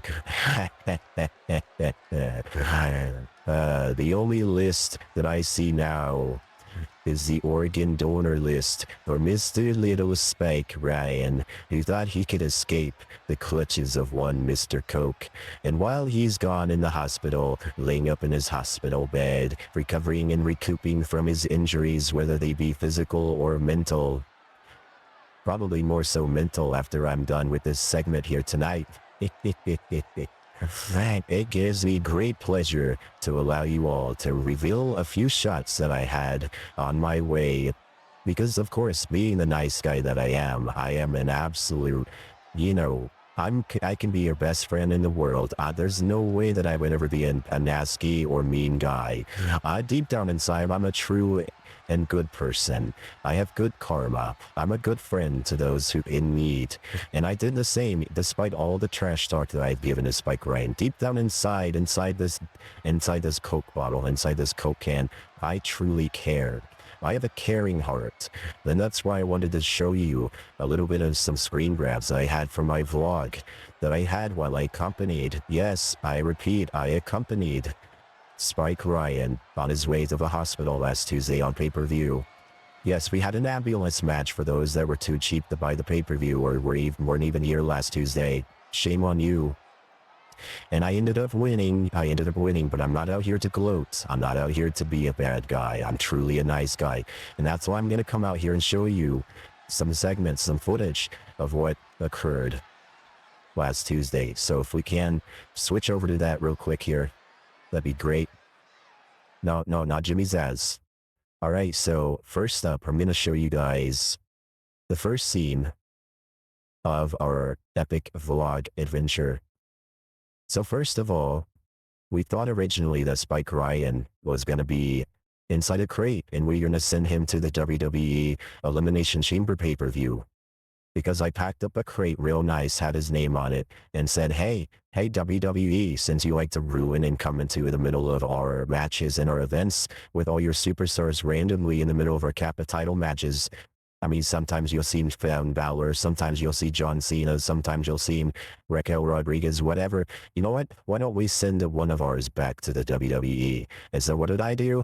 I thought out of the goodness and the gesture of my heart, I would pack up Spike Ryan outside of this ambulance and send him back to WWE. Well, unfortunately, that plan didn't go through because now, as we know, it was Danhausen. I still think Spike Ryan... You know what? I actually think if Spike Ryan would have came out at the Elimination Chamber on Saturday, he would have got more cheers than Danhausen did. Hold on, where is it? Anyways, nothing we can do about that. So that plan failed. But that's okay, at least I was being a thoughtful friend, right? After packing Spike Ryan in the ambulance, we thought maybe we could go that route, send him to WWE, but that didn't work out. So, what happens next? This is what happens. This is me outside of the ambulance, later that night last Tuesday. As you can see, Spike Ryan is inside the back of the ambulance, peering at us through the window, as he gets ready to go down the road to the hospital. And there's me pointing at the ambulance because I'm a good friend and I followed with him all the way to the hospital. That's me, Mr. Coke. I'm a good friend. See, even though we were feuding and I usually have bad things to say about Spike Ryan, I like to be a good-hearted person. Like I said, I have good karma. And so when Spike Ryan was jammed into the back of that ambulance, well, there he went. And I went with him. Next on my PowerPoint presentation, this is us inside the back of the ambulance. Oh, and you might notice I brought a few friends along too. The Repo Man, who apparently is going in the WWE Hall of Fame this year, joined us, of course, because, you know, I wouldn't want Spike Ryan to go to the hospital for last Tuesday all by himself. He's got to be there supported by friends in his closest support group. And I know he loves the Repo Man, and I know the Repo Man loves him. So I asked the Repo Man if he could follow along with Spike Ryan to the hospital after our ambulance match. And pay no attention to who's driving the ambulance. All I'll say is we made it there safely. That's all you need to know. But yes, this is a part of my vlog. Okay, our next shot. And of course, this carries over to last night. Of course, as you all know, Croakitoad here lately as we're playing Resident Evil Requiem. And little do you know that while Croakitoad was playing Resident Evil Requiem on one of the monitors, it was actually tuned in to us at the hospital. And we saw that last night, and there it is right there. So even in Resident Evil Requiem, we saw us attending to our good friend Spike Ryan in the hospital after that ambulance match. So see, this carries over and everyone knows about it. So Spike Ryan, don't you worry. You thought, listen, if we can switch back. Listen, Spike Ryan, you thought that you were going to go to the hospital and no one was going to remember you. You thought no one was going to care about you. You thought no one was going to send you any flowers. You thought everyone was going to forget about you. But don't you worry, Spike Ryan. We're all there for you in support. We all love you, and we wish you a speedy recovery back to CPW after I put you in the hospital. Okay? Okay, little buddy? And I hope you're accumulating your list from scratch again, because I think you're probably at the top of your own list right now, because you got to get well and good enough back to come to CPW first before you start adding more to your own list. Alright? So, that concludes my PowerPoint presentation of my glorious and past amazings the last 7 days here at CPW when it regards to my good friend Spike Ryan. Spike Ryan, personally, I wish you the best of luck and a speedy recovery to come back to CPW soon. And we all miss you and we cherish you, and I hope to see you back soon. Okay, little buddy? Okay, little sport? So, enjoy your time at the hospital, and we'll see you soon, okay?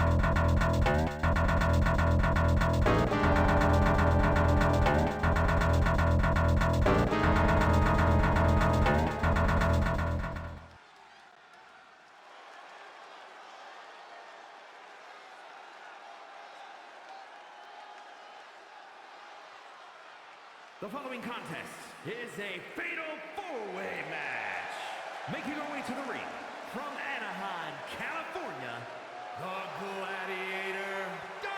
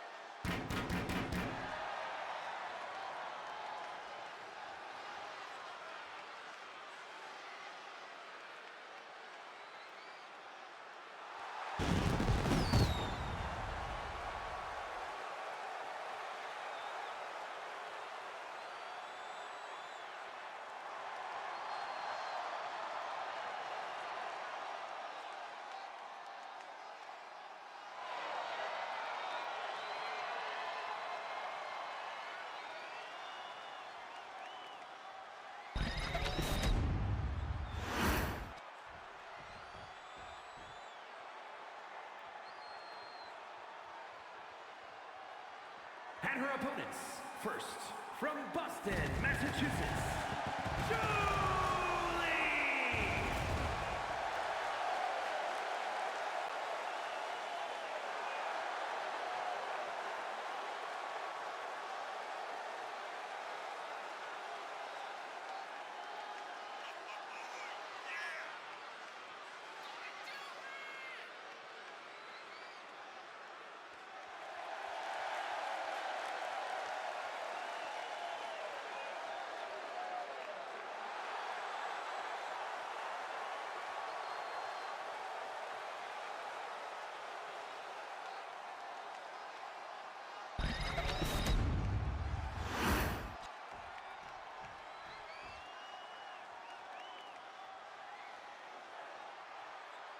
And representing the family from Marietta, Georgia, Chuck.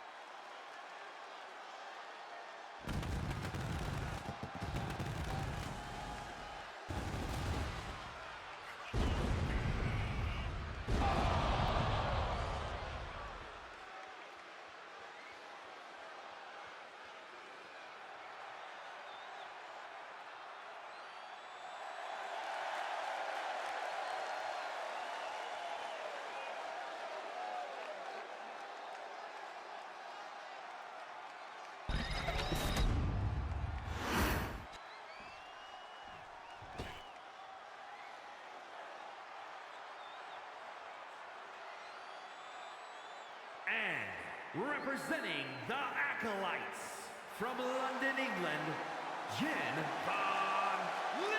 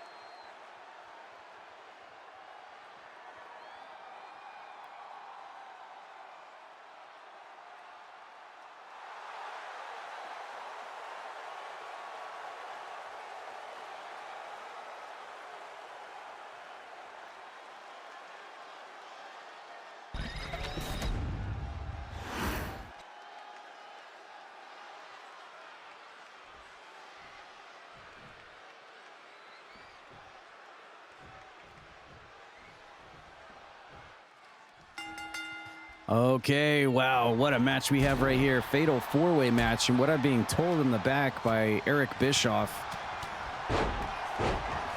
Wow, check this, peep this news out. Breaking news coming across Eric Bischoff's table desk right now. This four-way match will determine the new #1 contender for the CPW Women's Championship, currently held by Asterial right now. That in itself unloads a lot of questions. Questions like, wow, this is only Diamond's third or fourth match in CPW. Can she rise clear up the ranks and become #1 contender for the women's title? Questions like, what the heck? I thought Jen Von Lee was part of the Witches stable, the Blood Triangle. What happens if Jen Von Lee wins? Then we'll have Ash versus Jen for the women's title, and they're in the same group. What about Julie finally getting her chance to shine here in CPW? After 2 seasons, will she finally come back and rise to the top of the mountain? Or will it be Chalk, who's been in the same similar situation, trying to find her spot, trying to find her place here in CPW? Will she get #1 contendership? And will it be Asterial versus Chalk for the women's championship at the big one? This is a huge match and a huge opportunity for the rankings of the women's championship right here, as Jin just got coned by Diamond. But as you can see, weapons are allowed in this match as well. Fatal four-way rules. This is set for first falls as well, so there will not be any eliminations. The first person to score a pinfall or submission will get the win here in this contest. Julie going for the cover there on Jen. Diamond missing her springboard, and now Jen Von Lee kicking Julie in the face, which opens it up for Jen in the electric chair face drop as Chalk and Julie go at it. Diamond has the trash can, and no doubt Asterial is watching super intently backstage to see who her next major challenger will be for the women's championship, now that she successfully retained over Lucinda last Tuesday. And we've got stop signs, trash cans, parking cones. We've got tables here. Oh!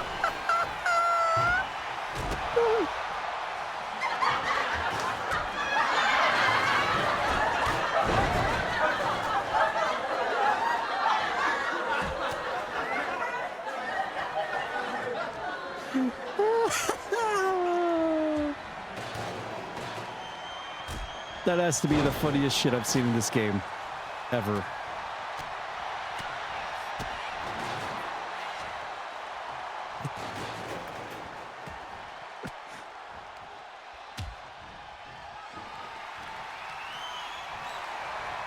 I'm sorry, I need a moment.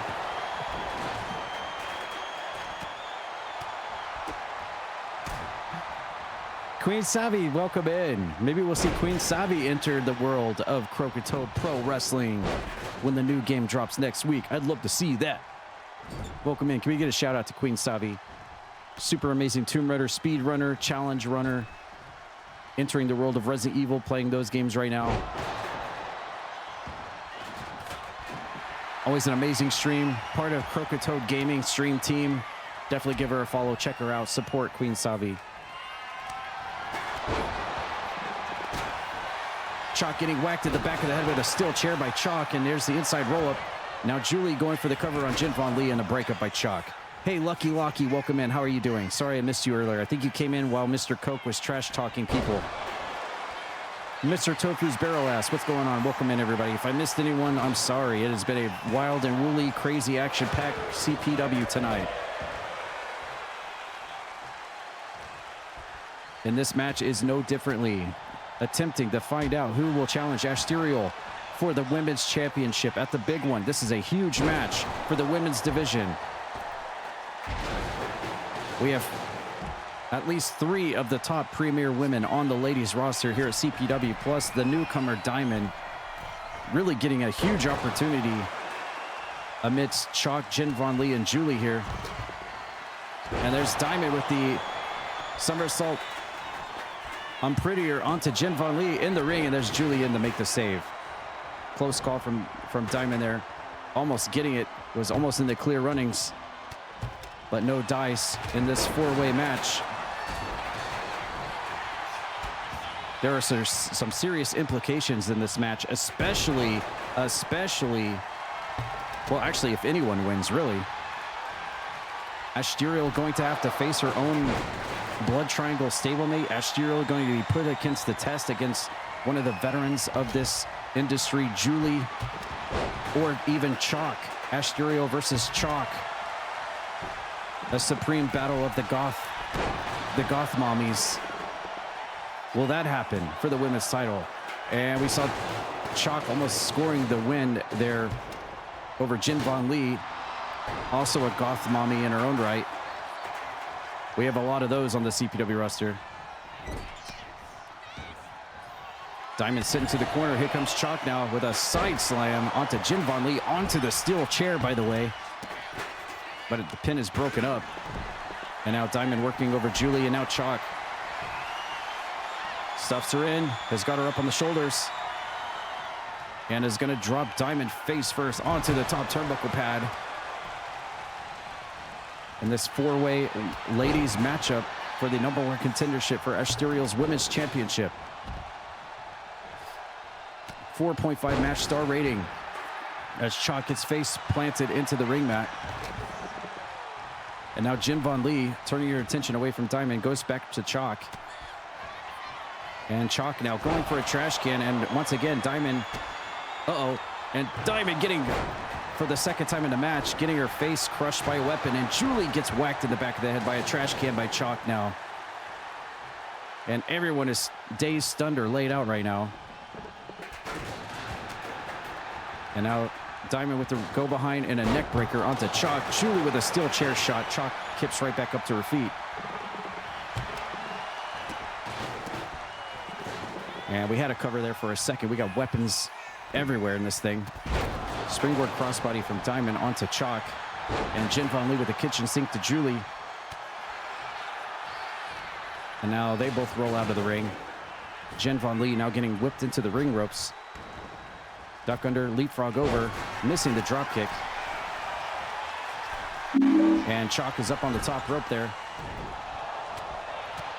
Thank you for the follow. And Diamond's got Jin Von Lee up on her shoulders and drops her with a face plant into the mat. And she's going to go for the cover there.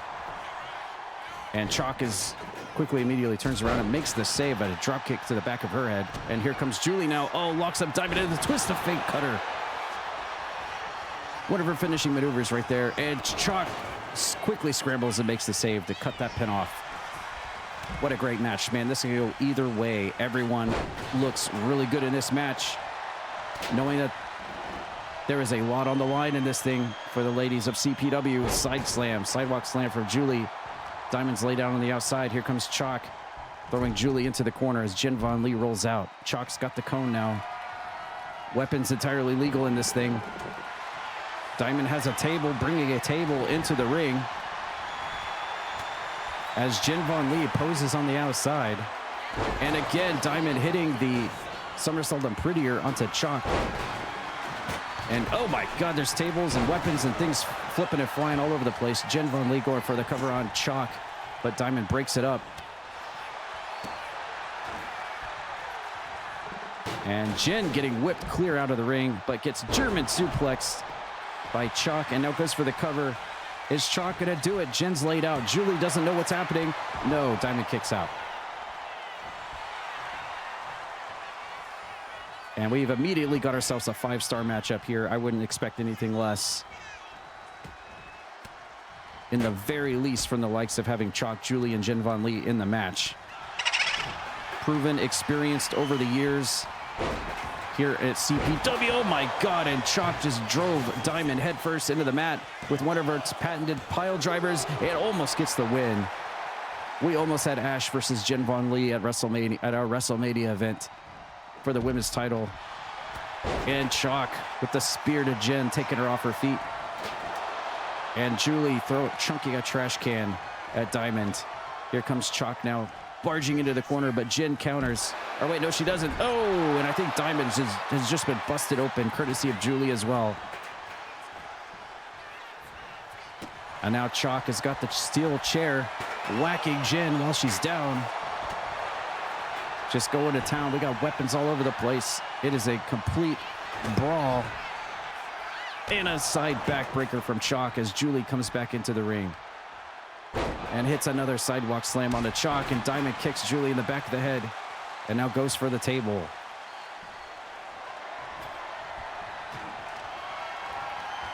And Julie counters a table spot, and Diamond gets dropped with the top rope moonsault. She rolls out of the ring.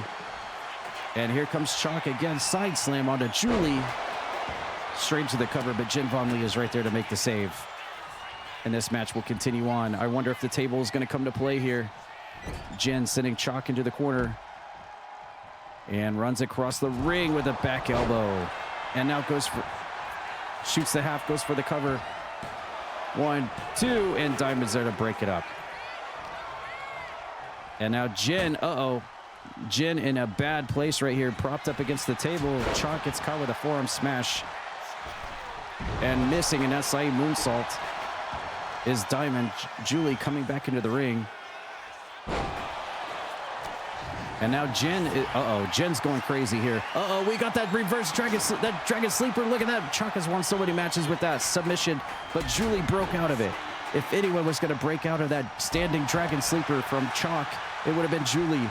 Incredible. I've seen so many people tap out to that move. And Julie would be the one to get out of that predicament right there. Almost a huge moment right there, as now the two parts of the match are squaring off. Diamond's up on the top rope. And Julie hitting a sidewalk slam again. Going time and time again to that move. Diamond and Jin Von Lee together. Julie and Chalk on the left side of the ring. And looked like Jin was looking for some teamwork there, but Julie wasn't having any of it. And a whip into the ropes goes Julie, missing the kick, and Diamond connects and hits both of them. Jin going for a stop sign outside the ring. Table gets broken as Jin laughs.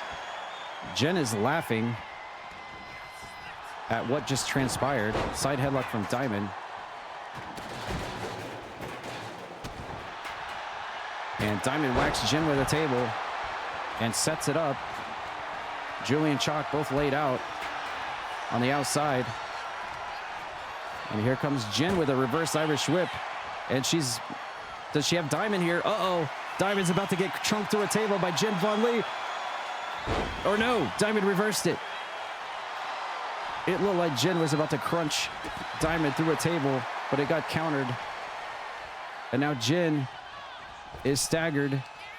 Diamond looking to go for something in the ropes and miss. It hits the Sol Ruka cutter. Jin down for the count. Julie needs to get in the ring.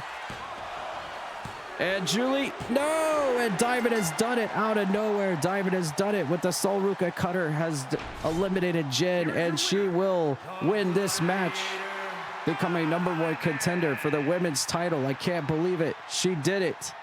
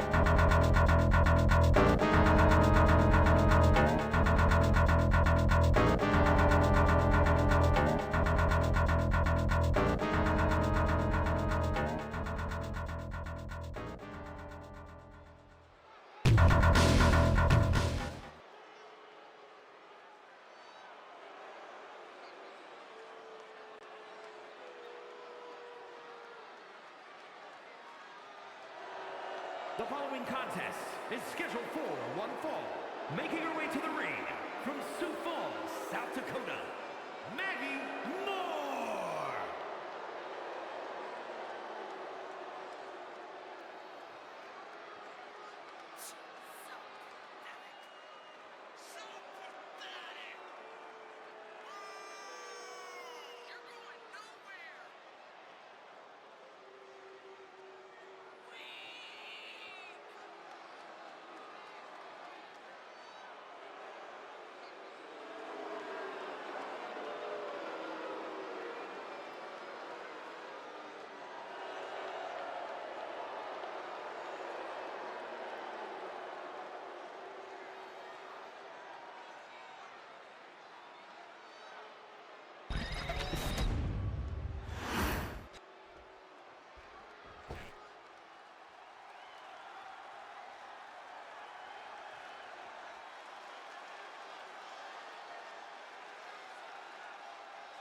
And her opponent from New York, weighing in at 220 pounds, Leon Rage.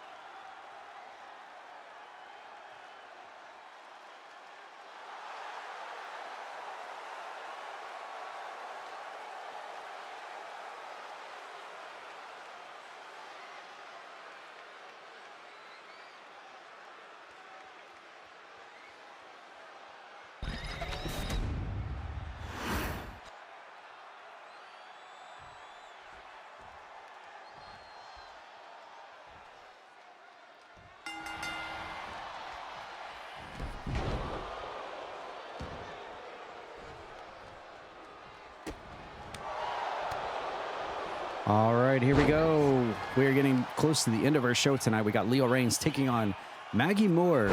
And yet another match that is a continuation of that giant story that is taking place between the undead evil dolls of Tad Peters and, by extension, the Dead Zone. And, well, the people that are trying to be the saviors of this and bring Maggie Moore and Celestia back to their former selves, before they were all turned all corrupted and,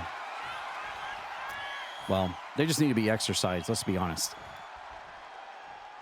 And one could only hope that eventually, something can be done to reverse the effects that were put in place on Celestia and Maggie Moore.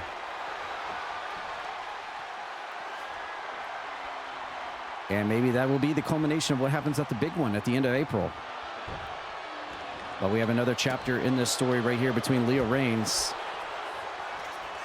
and Maggie Moore, who are both a part of that 4-on-4 match last Tuesday that Tad Peters and the Doll family ended up winning. Maggie Moore going for the first cover, but Leo Reigns kicks out.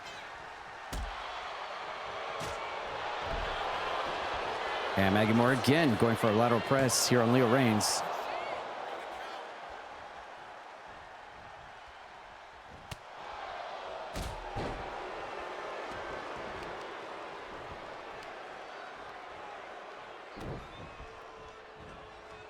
Working the leg now of Leo Reigns. That's what he's known for, is that bare knuckle style, those fists, those flying fists of fury. Still looking to start up that iron knuckle division here in CPW, where it's mostly fisticuffs, bare knuckle brawling style. It will definitely and certainly bring a new level to competition here on the CPW roster as we get a little show. Wait, what is this? Nathan Moore coming out here to distract his wife, Maggie, and oh my God. Leo Reigns. What the heck? And Nate seems happy about what he just did there. We just saw Nathan Moore come out here in the middle of the match with Maggie, distract her. She had her back turned. Leo Reigns pops her in the back of the head with one of his dreadful taped fists, which opens up the opportunity for him to get an advantage here. And honestly, tonight has been looking good for the team, Nathan Moore team, the veteran team, the OGs. Whether you want to see John Chaos coming up here and interrupting a Tad Peters promo before he can even get started, shutting him up, or you look at Rogue defeating the Doll single-handedly. And now it's Leo Reigns' turn to put his fist to the test here against Maggie Moore. This is like hashtag retaliation for sure after what happened on last Tuesday. Can they end it off on a clean sweep here? Leo Reigns, foot to the side of the face of Maggie Moore, now going to the top. This will be our semi-main event of the evening, by the way. Ooh, huge elbow bopper off the top. One more match coming up next, our main event of the evening. Appreciate everyone hanging out, catching the show. If anyone is new to these types of streams every Tuesday night, this is on the WWE video game. The newest one is coming out on Friday, but we will be doing a test stream of the brand new game on Monday, as I'll be out of town all weekend. That'll be my first opportunity to take a look at the game, maybe start creating some of you out there on Monday. Maybe creating some new arenas, new title belts, checking out the new modes, the new weapons. And maybe start creating some of you out there watching right now, getting your characters on the brand new video game. That'll be on Monday, so make sure to check that out.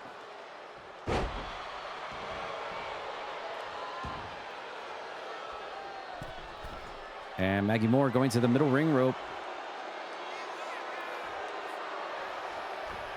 Ooh, diving DDT off the middle rope. Driving Leo Reigns' face into the ring mat. Ankle picks him and does a double stomp to the solar plexus. Leo Reigns off the ropes and gets super kicked right in the chops.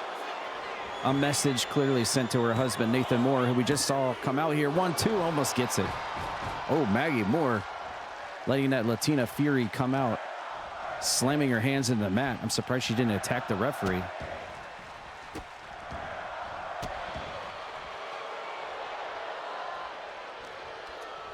And once again, off the ropes, went for it again. This time, Leo Reigns saw it coming, sidesteps the super kick, and drops Maggie Moore face first onto the top turnbuckle pad.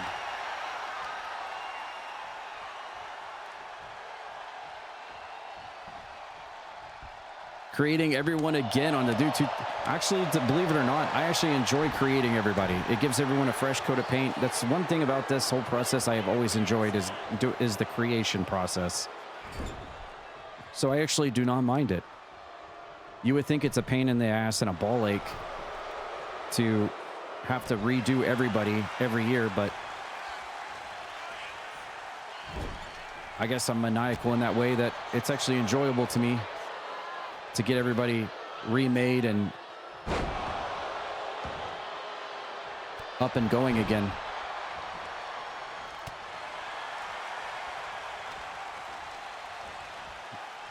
Leo Reigns off the ropes, ducks under. Tried to go for a drop toe hold a little too early on that one. Maggie Moore sending Leo Reigns into the corner. Ooh, some forearm scrapes across the bridge of the nose. Maggie Moore fighting a little dirty tonight. Running drop kick. Leo Reigns rolls out, and this allows Maggie Moore to do a little taunting, a little showboating. And here, oh, there she goes. Flying through the ropes, lawn darting onto Leo Reigns on the outside. And double knees to the stomach.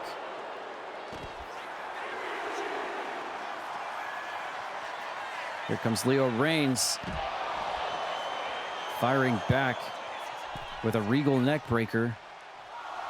Up to a 5 count. What's Leo Reigns doing? Taking the turnbuckle pad off. Interesting choice. We're up count still continues here. And he just chunks Maggie Moore across the ringside area. Is he looking to win this by countout?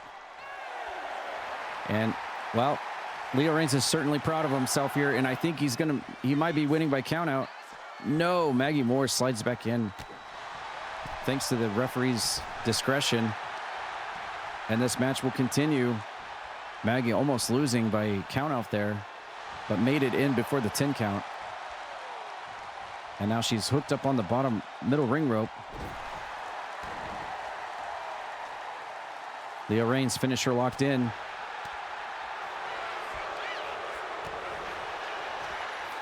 Can he capitalize? Sends Maggie off the ropes. And this time hits that drop toe hold. Rolls her over.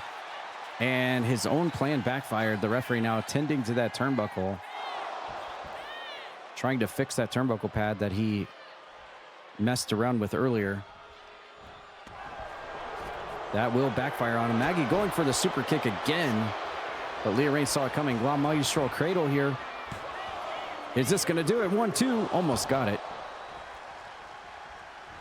And ducking the chop from Leo Reigns. Side swipes off the ropes and a super kick. He walked right into it. Maggie Moore unloading the shotgun blast super kick to the face of Leo Reigns, but he still manages to power a shoulder up. Here comes Maggie off the ropes, missing the double axe handle. Leo Reigns fires back. Basement drop kick. Ascending clear to the top rope now. What is he going to go for? Big knee drop, but he missed. He wasn't even close. Maggie kips up to her feet, spins him around, rear waist lock. Oh, spins him around, ripcord knee to the face. And now Maggie goading Leo Reigns back up to his feet again. Hammering blows, just an onslaught right now. Here comes the springboard front drop kick. Leo Reigns ready for a 4.5 match star rating, by the way. And Leo Reigns, Regal stretch coming right up. Leo Reigns taking inspiration from William Regal and gets the tap out victory on Maggie Moore. All of the OGs looking good tonight after the pain that was last Tuesday. And Leo Reigns rounding it all out for the veterans over the Tad Peters Doll Squad.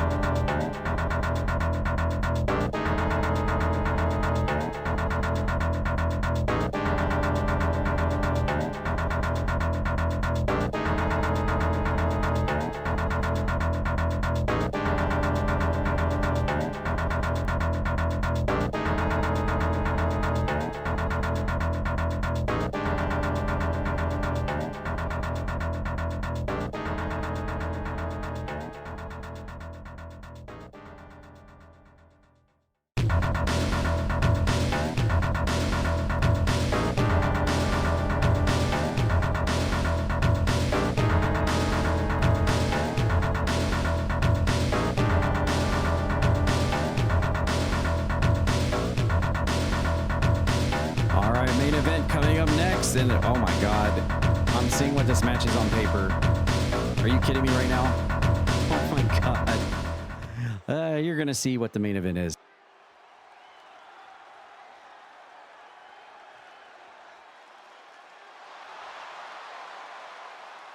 The following is a tables match.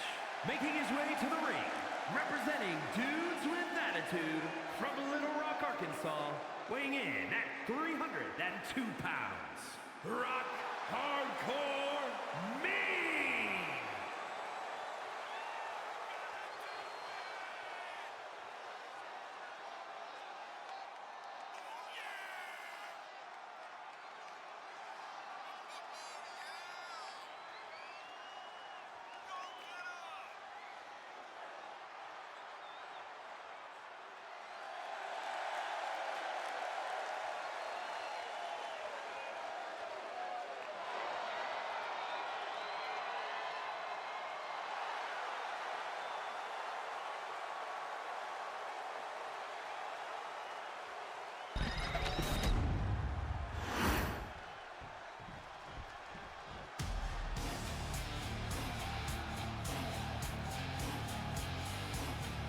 And his opponent, representing the Bludgeon Brothers, from London, England, Bacon Lara. We got the remix.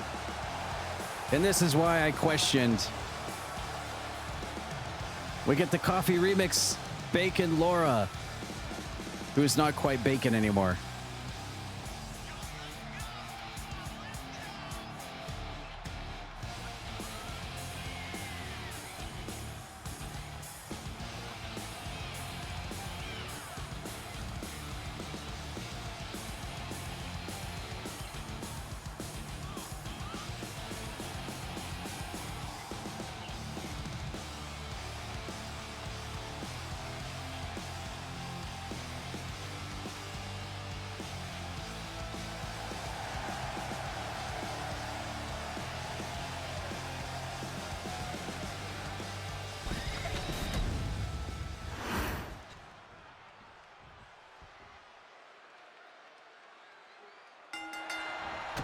Oh, wow. That's one way to start the match. Of course, we saw the return of Bacon Lara, who has a fresh coat of skin on over her meat. We saw her last Tuesday with the assist to the Titans, still the World Tag Team Champions, as they successfully retained over Team Bag, Team Rock Hard Meat, Team Meat Mountain of Kadaj Valentine and North Greenfield. And we saw Rock Hard Meat and Bacon Lara at ringside in manager roles when those tag team titles were up for grabs. But now the two managers of that match last Tuesday doing battle in our main event, and apparently this is a tables match. And I feel like this is going to be like that Hellraiser 2 moment where, like, if her skin gets pulled even gently, that skin is just going to rip off, and the true Bacon Lara is just going to show up. Oh my God, that's going to be so nasty.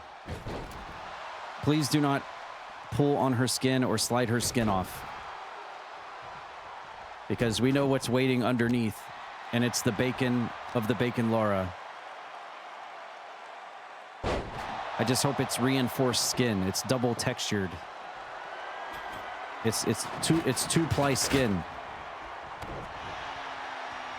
But it looks like we haven't seen her in a while. She made her comeback last Tuesday, and as I said, came back with a fresh coat of skin over her skin. And this is set for a tables match, which means there are no pinfalls or submissions.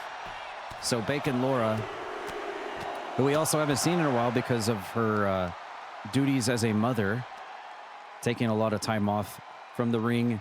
Good to see her back. And this one has a lot of close ties into it, in and outside of CPW. As we know, Team Rock Hard Meat, Team Bag, Team Meat Mountain, all about that Lara Croftian lifestyle. And Bacon Lara also part of that as well. But the table getting put back into the ring. As I said, the only objective in this match is to put your opponent through a table, and it will be quite interesting to see if Bacon Lara can actually lift Rock Hard Meat up. That is a lot of meat. That is a ton of meat for her to be able to lift up and hoist up. She will have to have the strength of the ancients to be able to lift him up, and just like that, Rock Hard Meat grabbing her by the throat and just yeeting her around, and now throwing her out, clear out of the ring. Rock Hard Meat now using his size and his strength to get the advantage over the much quicker Bacon Lara. And now up on the shoulder, but she reverses out with the reverse DDT on the outside. This feud and escalation as to what happened in the tag team title ranks last Tuesday at Entanglement. Rock Hard Meat getting spun around a little bit slower. Getting back into the ring allows for Bacon Lara to hit the rear waist lock into the slam, and now a knee to the side of the face. And now throwing Rock Hard Meat into the corner. She might have been aiming for the table, but just missed it.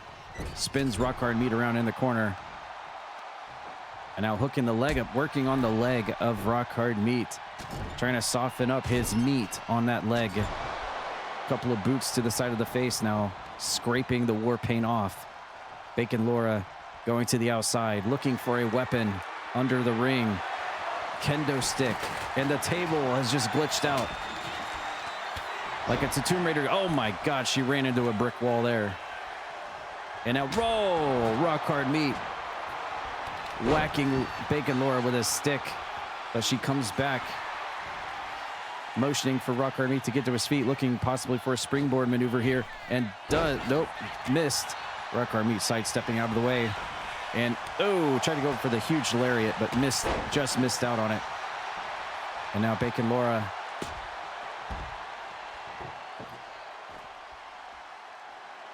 trying to get the momentum back on her side. Rock hard meat now has a table.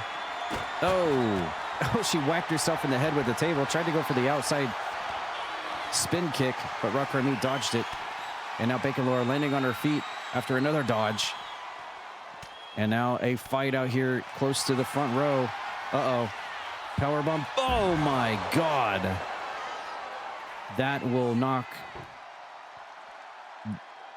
the bacon out of you. Oh, and just simply chunks the table.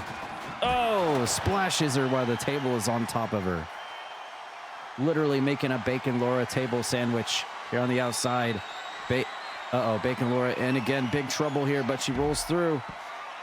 Going for the cover, but there are no pinfalls in this matchup.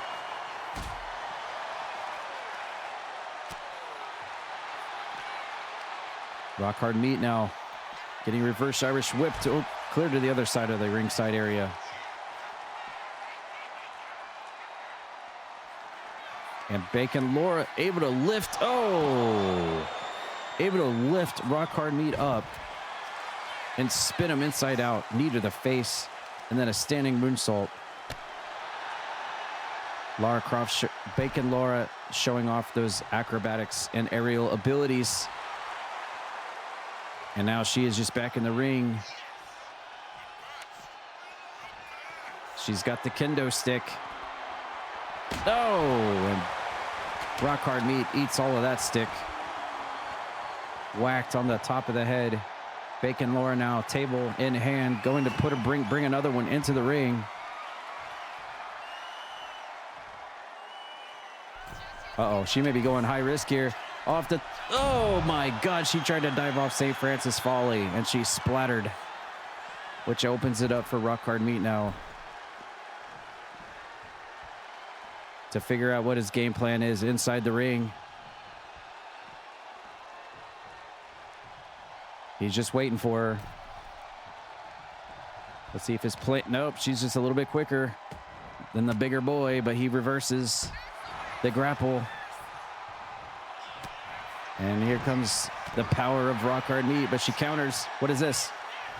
Oh, she pulled. Oh, she had brass knuckles. She had brass knuckles. She pulled brass knuckles out of her inventory. Was it the slider? Oh no, she's got rock hard meat set up on the table. No, after the brass knuckles. No, after the brass knuckles, rock hard meat. No! And Bacon Lara has just German suplex rock hard meat through the table.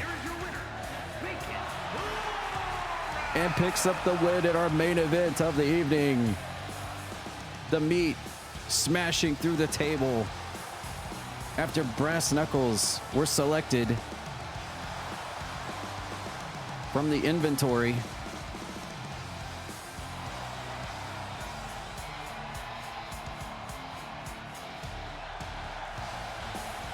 That's what I'm talking about.